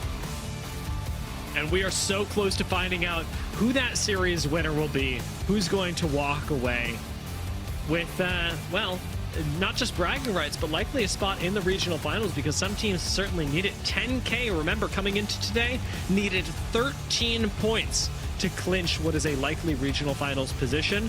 As of right now, sitting in third, if we were to stop the games now, they would end with 25 points, much more than they need to make it to regional finals. Yeah, I mean, it's a lot of points, you know, depending on where you end. I think they're feeling kind of comfortable because only, I believe, the top 3 teams was kind of top heavy between those teams where they're the ones who will win, whereas the other teams will just be fighting to move up. Very happy to see that. I think they're feeling very confident going into the last game because they have been in every single end game almost, if not every, and they're looking good because this zone is actually not too far off of them, I believe, as these zones tend to pull a little bit more. Yeah, Northwest, City Hall's ending. A zone I think everybody loves this, and I don't think I've heard anybody say they dislike City Hall's plays outside of when it ends in the water where there's a team on the bridge. But fun zone to play regardless. Yeah, really interesting end zones given to us here. And I'm going to throw it out there that I know Genome was talking about Ronin last game. This is their chance to bring that back in a big way. Resort has really early access and really good access to high ground and good spots for end game in City Hall. They've also, if they want to play a little bit slower for third beacon scan, they have the opportunity to do that because there's a survey beacon and a ring console in Resort. So Ronin being thrown a lot of cards right now for a potential comeback, even in the late stages of this match day. Yeah, I mean, even though, you know, they have to make a comeback, they're still sitting kind of happily on 29. Obviously, they shouldn't be just happy with that. But when we're talking about averages, you know, they're way beyond the average because it was kind of top heavy between those 3 teams, like I said.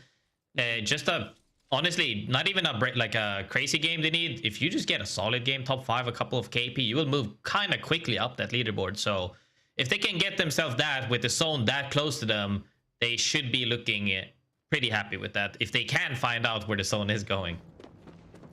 I'm always going to be looking at 10K now to see where the zone is actually moving us. Zero Tenacity taking their time on the rotate in. We'll get a bit of information as well. Over by draft point, they've still got a fair way to go, but I'd expect to see Zero Tenacity play around either Neon Square or Energy Bank for the next little while. Energy Bank, really not a bad shot if they want to get third beacon scan, and it'll give them the opportunity to fight a few squads as well. Yeah, I think that they're still opting for the same playstyle. I think some teams tend to play differently on different maps. I think Zero Tenacity is one of the teams that keeps the same playstyle across the board, which I am a firm believer of, because I think the less that you have to change your plan, the more reps you get into a specific thing. Like if you have to practice edge on one map and zone on one map, you're gonna need more reps in general to get as good on both things as rather than just having one shred work all the way. The only thing is you need to make it more adaptable, because if that one thing doesn't work, we've seen it time and time again, even on LAN, people tend to, you know, they one thing doesn't work immediately, their confidence gets shattered and they struggle. But that's one of the teams where it won't struggle because they're doing really good right now. I mean, that is one of the really difficult things, right, Graceful, is knowing when you should commit to something and when you should back off. There's a lot of unknowns in Apex Legends. It's a battle royale where things are changing every single game, not just the zone, but the legends that people are playing, the way they're rotating. So much changes. How do you actually identify when you're the problem? I think that's the biggest question that's going to be in a lot of teams and a lot of players' minds as we approach the end of the season. Is you're getting there. Are you sure that you couldn't have done something better? Was it something that you needed to fix, or is this just out of your control? Yeah, it's definitely a topic that goes on, like especially Apex specifically as an esports in its whole has, I don't know if it's across the board in all esports, but a lot of roster changes in very short periods of time, where it's really hard to navigate what the issue is, because you have to mind you the fact now that all the teams that are established might have analysts and coaches and whatnot. That wasn't the case back in the day, and even still to this day, if you're not an established team, you tend to not have the same resources. So it's even harder when you can't have somebody help you pinpoint that from an outside perspective. I do think, however, that getting replacement is not inherently a bad thing, because sometimes that's what a team needs, but figuring out when is the time to do it is definitely important. But I'm not a fan of mid-season like changes too much. Having a sub is one thing, but swapping out 3, 4, 5 players, and I've been through it. Shout out to my boy Forrest. You know, when we played a Pro League split, I actually went through every single possible roster change because 2 of my players got poached, and then I had to get a sub in, and then it ended up we needing to play a duo 1 week. It was awful. You know, it is a rough spot for sure. Yeah, you got to go through a lot, and it was funny that Na'Vi were on screen while you were talking about that, because they are such a good example of a team that, I mean, has been on the receiving end of a lot of like roster change shenanigans, but also has caused a lot of roster change shenanigans even before their big pickup by Na'Vi, even before their huge win on the ALGS stage in Japan. This is a team that has been both very willing to stick by each other, especially Hierarcho and Uchako, and very willing to swap out that third piece when it's not going their way. That's also one of the things, like one of the strengths of having a solidified duo where they've been playing together since forever, and they're just feeling like this is what's working for us, like us as a duo really, and the third kind of has to match that puzzle piece that they need. Where in other cases, you know, when you're going through, like those two are playing the same roles the whole time, where it's like you're just finding one piece rather than swapping roles. We've seen some cases like, you know, people were asking, was Nasky gonna IGL or not IGL, and people are swapping roles now. It becomes a lot harder to, like, it's a lot more in-depth than it seems, because sometimes just swapping a player does not mean just swapping a fragger for a fragger. That could be role swaps. It could be legend swaps potentially, because people are not comfortable. As we've seen, even the great man himself, Hal, was struggling on some legends because he can't play every legend. Not every player is that versatile, but when you find that sweet person and that sweet spot for that person to be the most optimized, they can thrive. And speaking of thriving, Chaotic, always been a fragger. Yeah, Dragons know exactly what their recipe for success is, especially when you shred the shields off folks that quickly. They've been playing building defense very well today. We saw it up against Reply Totem, and now up against Zipline Mafia, taking a chunk out of them, making sure that you're not sharing space when you don't need to. Yes, Dragons are playing a conservative comp, but that doesn't mean that they're going to sit by and let you take space from them. Fit disengaging as Tyler with the G7 makes that as uncomfortable as humanly possible. GoNext rotating right alongside Na'Vi as well. Another uncomfortable spot, especially having gone through the catwall, but with the portal placed, GoNext have backup available. Most definitely. I think it's really good to play proactive to deny space from teams. Hey, you're not allowed to play here because you will be a problem later down the road. Dragon's doing a really good job of denying that space to say, hey, you're not allowed to play here. We want to keep this for ourselves so that we have an easier time either to get more kills or positioning later on. Atnam hitting us with the Sparrow movement. Still haven't quite mastered it, but you know, I'm working on it. I gotta tell you, the last time we were playing, I was on Gibby. I'm all about that Mirage now, Graceful. It's oh, is this the whole where you said, I'm gonna pick up Eva this game, and then after the game, I'm probably not gonna pick up the Eva again. You gotta try it. You gotta try. Maybe I pick up the Eva and it's busted. Who knows? Sometimes you gotta try things, and our teams are trying things. I'm glad you let me have a little bit of experimentation too, Grace. Zero Tenacity even trying to play off the low ground right now. Not a bad spot by any means, but in the late game this can be pretty tough, especially because there are going to be more teams crowded into a small area looking at you. Zero Tenacity already have Cybercats, Reply Totem, and Na'Vi rotating in this way, so a big part of their positioning has to be to take advantage of third parties. Zero Tenacity's spot is actually kind of scary because they're in the, like, they're not on the edge really. They're almost like they're on the edge of the next circle to where like a lot of teams will be collapsing on their side because people will rotate, probably southern side or maybe eastern side later on. As more teams collapse though, it's gonna be really messy because this is one of the spots that, even though it's in the in the open, so many teams can see you. It's also the playable areas on that hill, specifically hillside, is not that much. It's rather more down into the pit or on top of the hill rather than straight on, like in the middle of the hill. It's scary.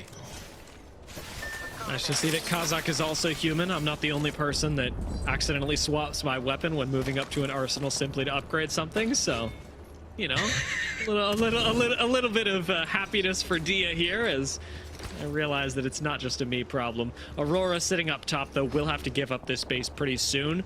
It's not a huge deal for them, as most of Aurora's job has just been making sure that they are the last team left in Lotus, clearing their backs, as it were, which is important for any squad in Apex Legends, but especially when you're playing Edge like Aurora are, and have had the issues that Aurora have this split. It's about playing academic Apex Legends. Quick ring console scan will give them the best info possible, and the question becomes what they'll do with it. I know they've got an evac tower, but where will you choose to go? I mean, they get this knowledge right about now as the zone is just about to pop for them. As more and more teams see, this zone actually will shift more towards the southern side. You guys can't see, but you know, I'm the god, so I see it right there. Boom, southern side. They will be evacing in probably, or just fight for a side. A lot of these people are now opting to play buildings rather. There's actually more playable areas in the middle side of this zone, where southern side is already getting collapsed on by 3 teams, as we see. Tenacity, GoNext, Navi coming in hot, as cybercats also lurking with reply totem and VC Go as well, really nearby. Where will they go? Into Team Nemesis and SGP2 or the other side? It's a Fiesta southern side. VC Go have the Mythic bin. I wonder if they were able to pop that, whether it's a fight over it. Tyler does manage to win the fight, barely, I'll add. Legion Gaming going to be taken out, and Tyler discovers that his life may be forfeit. Nate swings on him, but Tyler almost wins the fight. Quick shield cell in the corner has Nate immediately on top of him, and the Dragons will go down. Ronin with the Mirage Revenant Wraith composition. I think that they won the 3v3 and ended up getting thirded, but now another fight brews as VC Go is here with Totem, looking to take a fight with that Maggie, like we talked about with that Mirage, as Devo is singing, taking down 2 of their members. Maybe the Mirage is it, I don't know.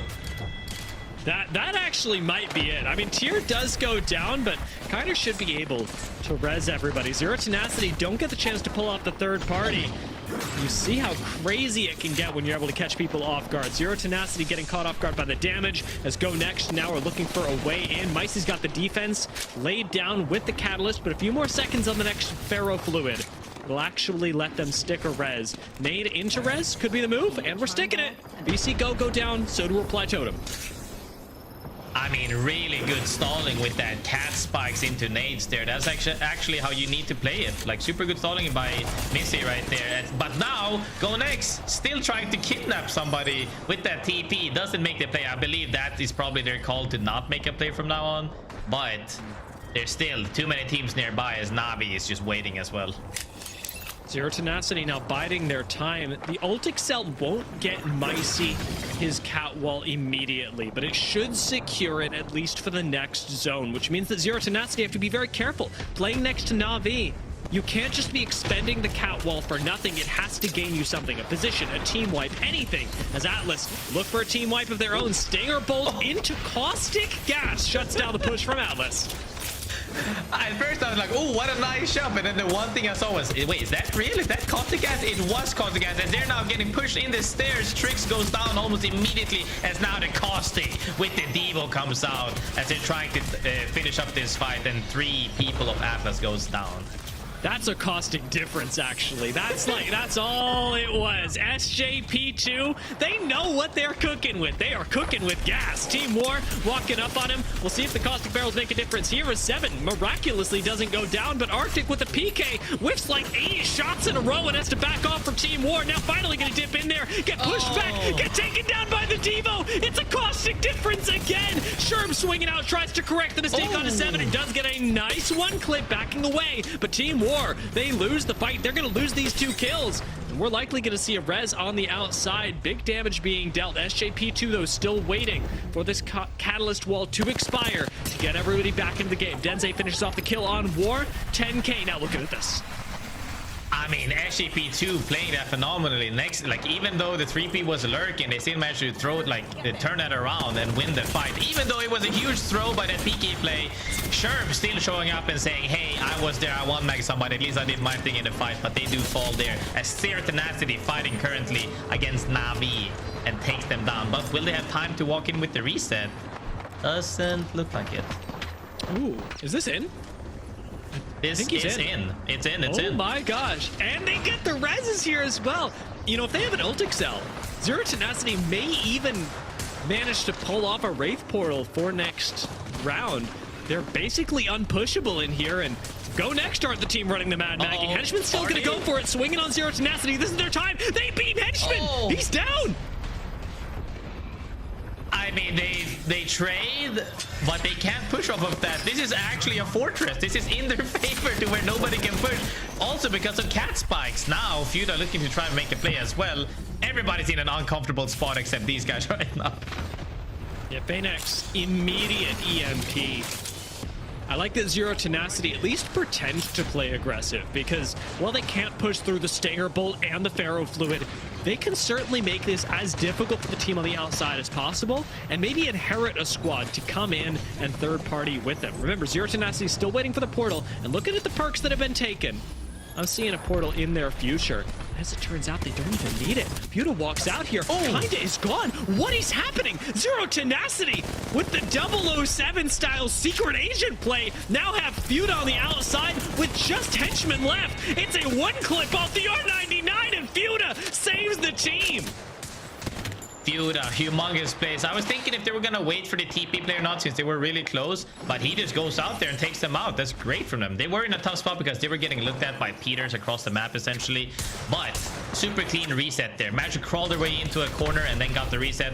Speaking of corners right now, though, Ronin getting bombarded with arc stars and scout shots from everywhere as Hoodie is the last man standing.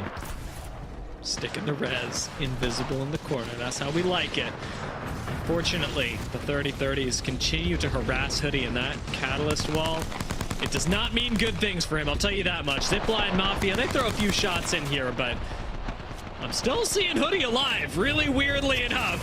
Finally, Ronin are going to go down. That took a very long time, and Zero Tenacity actually had their catalyst wall back. Micey, taking a bit of damage off the thermite, is still going to survive. The rotation in, extremely tough now, though. No portal, no wall. Zero Tenacity, no cover. All of it expires. Fuda swings out. No, he's carried him to the safety once. He will not do it again. It's up to Phoenix with the P20s. Doesn't manage to take down Alonzi, but Nemesis will drop in and finish that job for him. Zip line Mafia from up on the high ground are going to escort Nemesis from the lobby for their sin of accepting the low ground. And now we're down to 3. 10K in the end game again. Nemesis, Mind, cybercats, everybody's getting rolled out of the lobby right now as 10K is in endgame god spot again, Dia. How do they keep doing this? Are they 6 for 6 in endgame spots? Is Kashira the GOAT? Who knows at this point? Zipline Mafia, however, standing strong at 28 points. They need to close this game out because that will shoot them potentially past up to 10 on the leaderboard, past 10 on the leaderboard, which they desperately need right now. Yeah, I mean, at least at the moment, it's a desperately needed win. I'll even throw it out there for 10K. I think they're sitting right behind Zero Tenacity in terms of points. Even one more point will be the difference for 10K in taking not just the 13 points they need for the split, but taking a win on the day. Taking a first place after this change would be massive. They're climbing right now as Aurora try and make a subtle rotation, but it is immediately called out. Kashira's trapped inside the building. Aurora managed to actually pull this off. 10K now sandwiched. They went through that and committed to that TP. That was absolutely crazy. How are both teams still alive? Kazak 1 HP goes down to Kashira right now. Nasky swings, doesn't quite get the one clip, but it's a delicate balance for 10K. They want to take the fight. They have to take the fight. They can't let Zipline Mafia third party it. So a quick reset on the outside of the building is just going to be just what the doctor ordered, as through the window, Zipline Mafia continue what 10K started, chunking out Aurora, getting the fight together. Another knock. Aurora down to just 1 left, and 10K preparing for the fight with Zipline Mafia. They've got height, they've got everything. What is happening there? They both managed to like disengage and re-engage, and now 10K still in God spot after it. I think 10K right now currently got a KP. Actually managed to get first point placement as of currently. Now they're looking down, pushing everybody into each other as Aurora is eliminated. It comes down to a 3v3. 10K! 10K's time to take not one, not two, but 3 wins on the day. Post-kill swings, throws out the fisticuffs, and with the team will climb from zeros to heroes. 10K moving it up in the world. What a finish for them for match day number 8. What a statement from the team right there. Kashira, post-kill with the newly addition. In the heat of the moment, Nasky joins them and they do an insane performance right there. They not only put themselves into endgame so many times, but they managed to close out not 1, not 2, but 3 games. And they might even have taken it all home. You know, I'll have to see the leaderboard for that, but that was crazy. Also, that fight, even honestly the craziest part. Yeah, you cannot make this up. I mean, Gino, in the end game there, I'm looking at a team that we started the day with really 0 expectations for. It's a squad that has one IGL who's going out. He's planning to retire. It's not really working for him. Nasky, who's been dropped by a team after his squad disbanded, and yet they win it all. Dear, they didn't just win it all. They did more. They got a bonus point. They won 3 games in a series. It's been a very long time since we have seen anyone get a bonus point in ALGS. Just to remind people, because this doesn't happen very often, there's only 2 ways to do that to get a bonus point, guys. And that's 1, you can win 3 games in a series, or 2, you have to get more than 50 points than second place. This is the first time in quite a while we've seen this happen. So, and the fact that it's a team that just pulled up for the first time in their first day in Pro League makes this all the sweeter. Absolutely crazy and graceful. This is such a big win, not just for Nasky, whose journey we've been tracking, but I mean, I'm looking at this and thinking about Kashira as well, who again was thinking about retiring. Post kill has done an incredible job to stay really strong for the roster, and this speaks only to his tenacity, if you'll forgive the fact that I'm saying the word tenacity because we have 0 tenacity in the lobby. I mean, there's just an incredible amount of hard work that's gone into this, not just with Nasky joining, but with Kashira and Postkill managing to hold things together throughout the split and really prove that, like we were talking about in this game, are we the problem? Is this what's is this what's wrong? Or have we just found the fact that, you know, we now have that piece we need to succeed? I think that the best way to describe is, you know, that picture of when you see a guy with a pickaxe is almost at the diamond and he turns around. I think that was Kashira almost. He was about to turn around, and then Post maybe pushed him forward a little bit, and then the diamond they found was Nasky. For today, that was the case because their performance was off the charts. And I think not only the fact that they got into those god spots, but they even got the kills on the leaderboard. They closed out 3 games, which is incredible. They, you know, and this is just the beginning. Like Dino said, this is the first time they're showing up together and they're doing this good. This could be the start potentially of a new era. Who knows? I would like to be hopeful.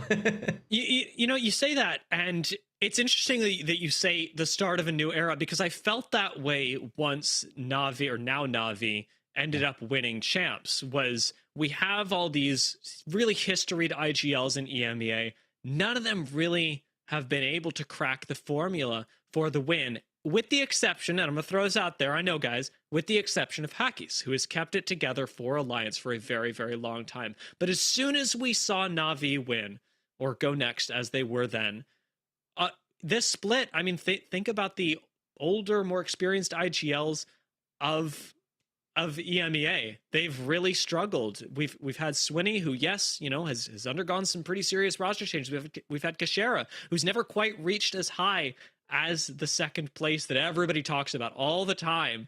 And we've had Nasky, who's been swapping rosters. I mean, Genome, when we say new era, it feels like we are in the new era, and it's almost too soon to start one again, but I can't help but feel hope for the old Titans. Yeah, look, is that on the horizon? I mean, the fact that Team War has done so well today. I mean, Aurora even crept up at the end there after a bit of a shocker at the start. I don't know. I think it might be a little too early to call that one, Dia, if I'm being honest with you. I think we need to see the results at LAN specifically to make that happen, right? Because if we go back to the the NOLA Open, I think it was only like 2 EMEA teams in that final lobby, and one of them, of course, is the mainstay of Alliance. So look, I'm excited too. I'm just gonna hold on to that excitement and let it bake for a little bit longer and see what comes out of the oven. I respect that. I respect a little bit of patience, and you've been very patient.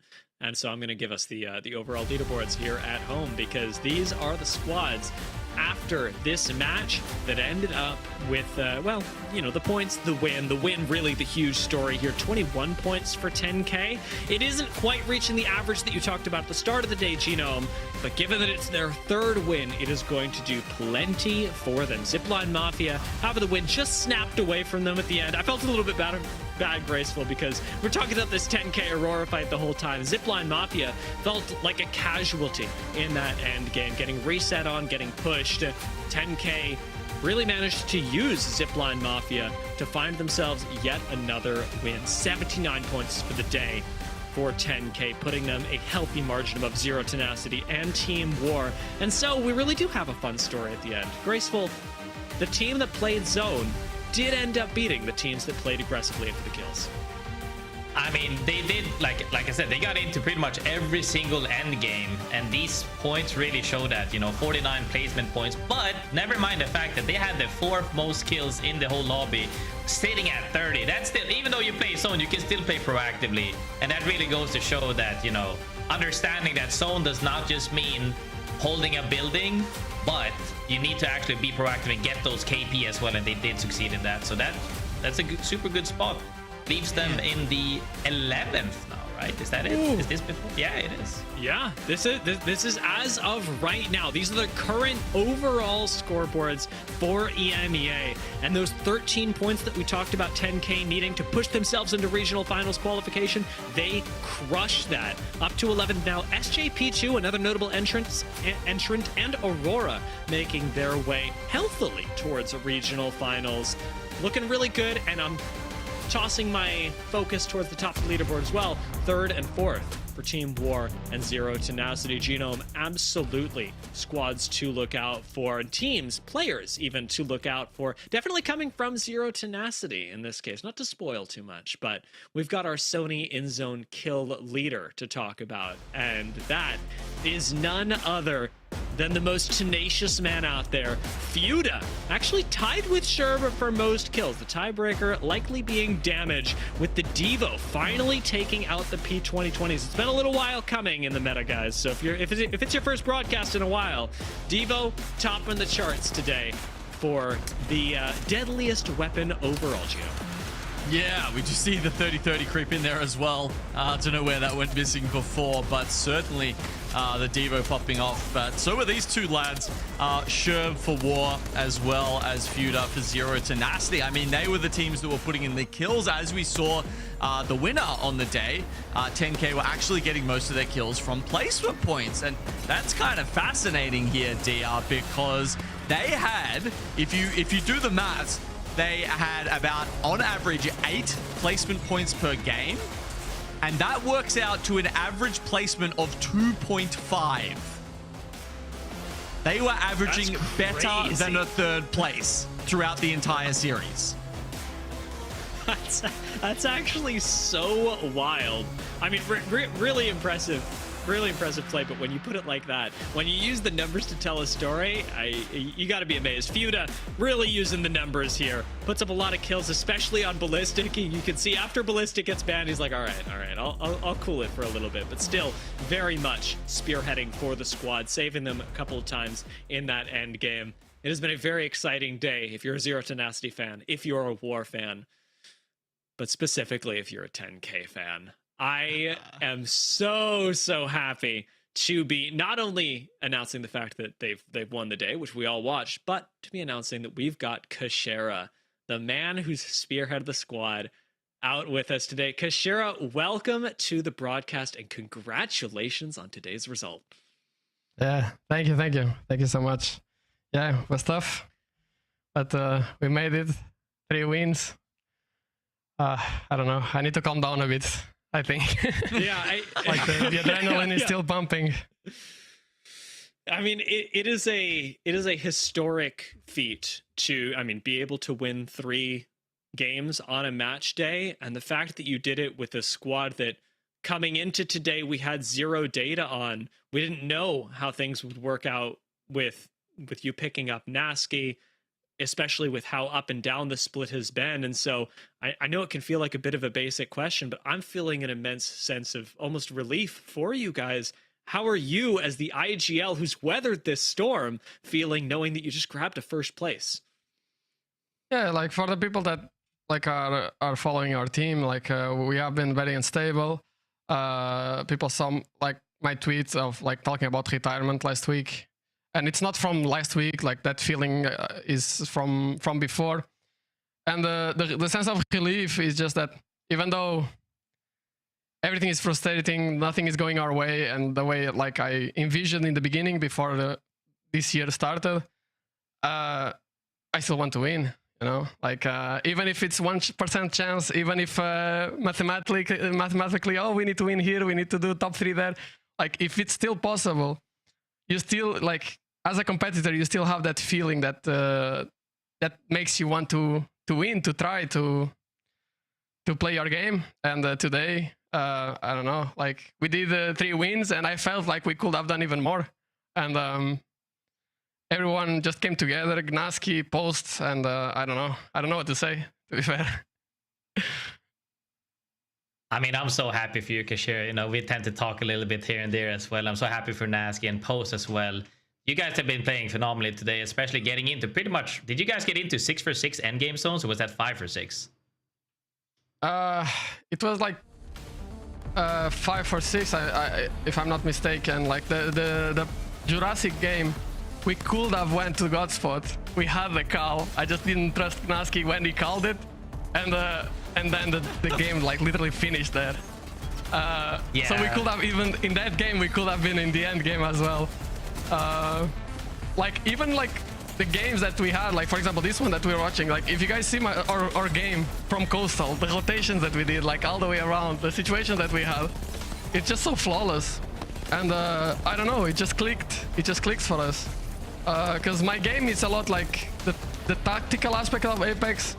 It was always like this, but for it to work, the small details need to be locked in.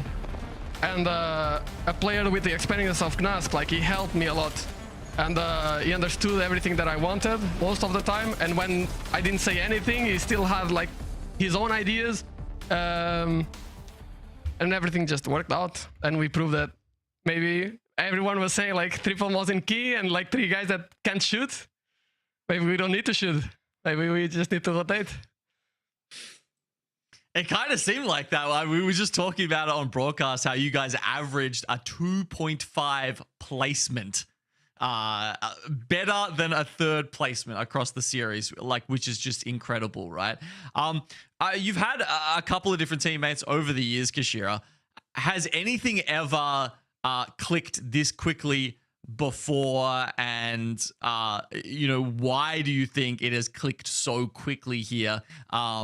When you literally made this decision like less than a week ago? Like the potential is there. Like there has been other players that we feel the chemistry right away, but you can never tell how a Pro League day is gonna go. Like you still need like the teams around are playing, they make it difficult sometimes. Sometimes you don't have the rotates, you don't have the consoles. Like there's a lot of variance in this game. And even though it clicked, I don't want to say that, oh my God, now we are like an amazing team. And like we just go step by step. This was a first step towards the goal of reaching LAN. But like you guys saw in the leaderboard, we're still like 11th. And the goal is still like keep doing those steps and putting ourselves in the best position possible before the final, so we can reach the final, do a good draft, and just try our best. This was like a how can you say, like a last chance for me, for both, for Gnask a bit as well, and for people that know the format. Like if you don't make it to EWC, it's rough to qualify for champs, and yeah, we're just gonna give our best, and hopefully we're gonna be a team that people will enjoy watching. I don't know. I feel like I'm in a multiverse, not gonna lie, with this team. Like, it doesn't make sense. Like, me, Gnask, Post. You found like the one. Yeah. Plot armor. Yeah, like, plot armor. And now everything came together. Like, Gnask with Ronin, us, like, with Kai and then Dolph, and then now Gnask. And it was like 2 hours before that we made the decision. 2 hours before the roster lock. Like, I don't know. Let's see. Hopefully, it's gonna be a funny story. You know what, Kashira? Regardless of everything, I'm so happy that you stuck it through, because I think that you could really hit something here. You know, we've all... Things could have... Everybody always imagined back... We keep talking about your second at LAN, where I think you guys should have won and you could have won. And I think that when we've seen that peak of you, and I think everybody would love to see you succeed back to that level that you have been at. And with the... Hopefully the addition of Nasky, that could potentially happen. Like you said, this is just step one. You already, you know, you're trying to manifest. We needed this placement, and win it, and we'll make it. If you can think it, if you can dream it, you know, it could happen. So I'm really hoping and rooting for you guys. For sure. Yeah, thank you. Thank you so much for the support and for the kind words. A real quick question, because I mean, I don't want to keep you too long, but I have to ask, you know, this acquisition of Nasky moving into today, especially after his last stint on Ronin, if you can even call it that, it was so short-lived. What was this like coming in, of course, for you, but also for him, for how you wanted to approach calling today, for how you wanted to play your best game of Apex Legends, knowing that you also have another really incredible IGL from EMEA by your side? Yeah, I think like it just shows the experience from Gnasky. Like we have been competing against each other for years now, and I know a lot like how Gnasky works. He knows a lot of how I work, and like as soon as I reached out Wednesday, he instantly understood what the team needed. Like I didn't have to ask much from him. Like he knew that, okay, Post and Cash are that dynamic duo. I'm just gonna try to fit into that playstyle. He let me do like my own like macro game, and he's just here to like to fill in the role of like the aggressive player, if you can say that, and at the same time just making those small decisions. But from his like experience, and he understands the game like very deeply. I don't know, like he just understood what I needed basically, and especially like the like he really believed in this shit. Like when he joined the team, he was really like, hey, let's fucking do it. And like, hey, bro, like this is cooked. And he's like, no, if we win and like let's give our best, we're gonna qualify. And like I think that energy also was really important for today for both me and Post. And yeah, I don't know. Hopefully tomorrow we can do the same. And I just don't want to get too much ahead of myself. Like it's just a one good day, one win. We take it, we go next, and yeah, hopefully things go our way. I can appreciate that one step at a time mentality, and I know that today is just one step. You've got big aspirations, dreams, how far you can go with this team, and with the win that you've been chasing. Even with that in mind, celebrating today is its own individual thing. I want to give you an opportunity to address the fans that have stood by, especially through the struggles of this split. And yeah, the fans whoever you want to shout out like, for. I want to thank especially the ones that for these past few weeks, I received a lot of messages, a lot of support, people like lifting me up. And in a way, it affects you. It affects you. Like it's especially when it comes from a place of people that you know that were always there for you. It's really meaningful to see that so many people believe still in the team and in me. And I want to thank all of them for all the support, not only in this rough moment, but in this like the entire time I've been playing Apex. If it was for that support, I think all the rough moments will be way harder, and maybe I won't be still here like fighting for my dream. And yeah, I just want to say thank you all. Obrigado a todos. And yeah, now I'm gonna celebrate. I'm gonna eat a francesinha, and it's gonna be a nice night.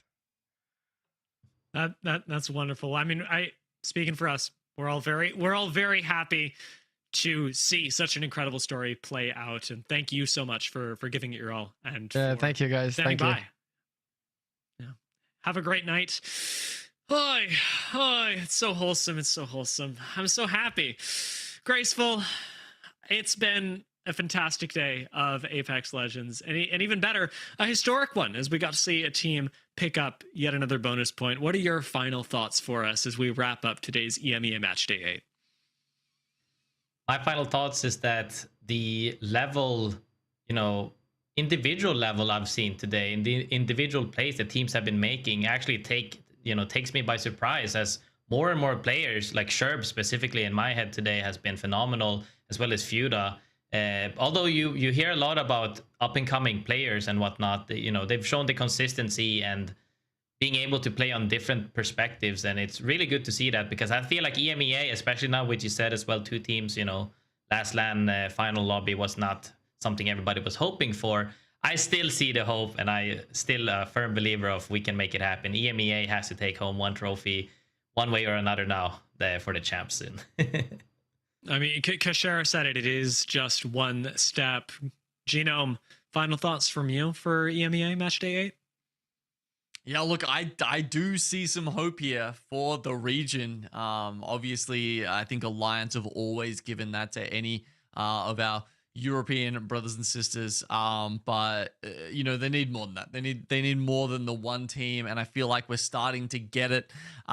There's a lot to look forward to. I've just seen on my timeline, Nasky has confirmed that he's going bald with Kashira, so we've got that to look forward to as well. Always fun stuff happening here in EMEA.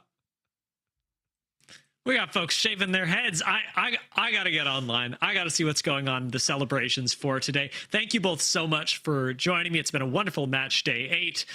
And I will see those 2 handsome gentlemen when we are back with the Americas in just about an hour and a half. It's an hour and 31 minutes, but it'll be 30 by the time I finish talking.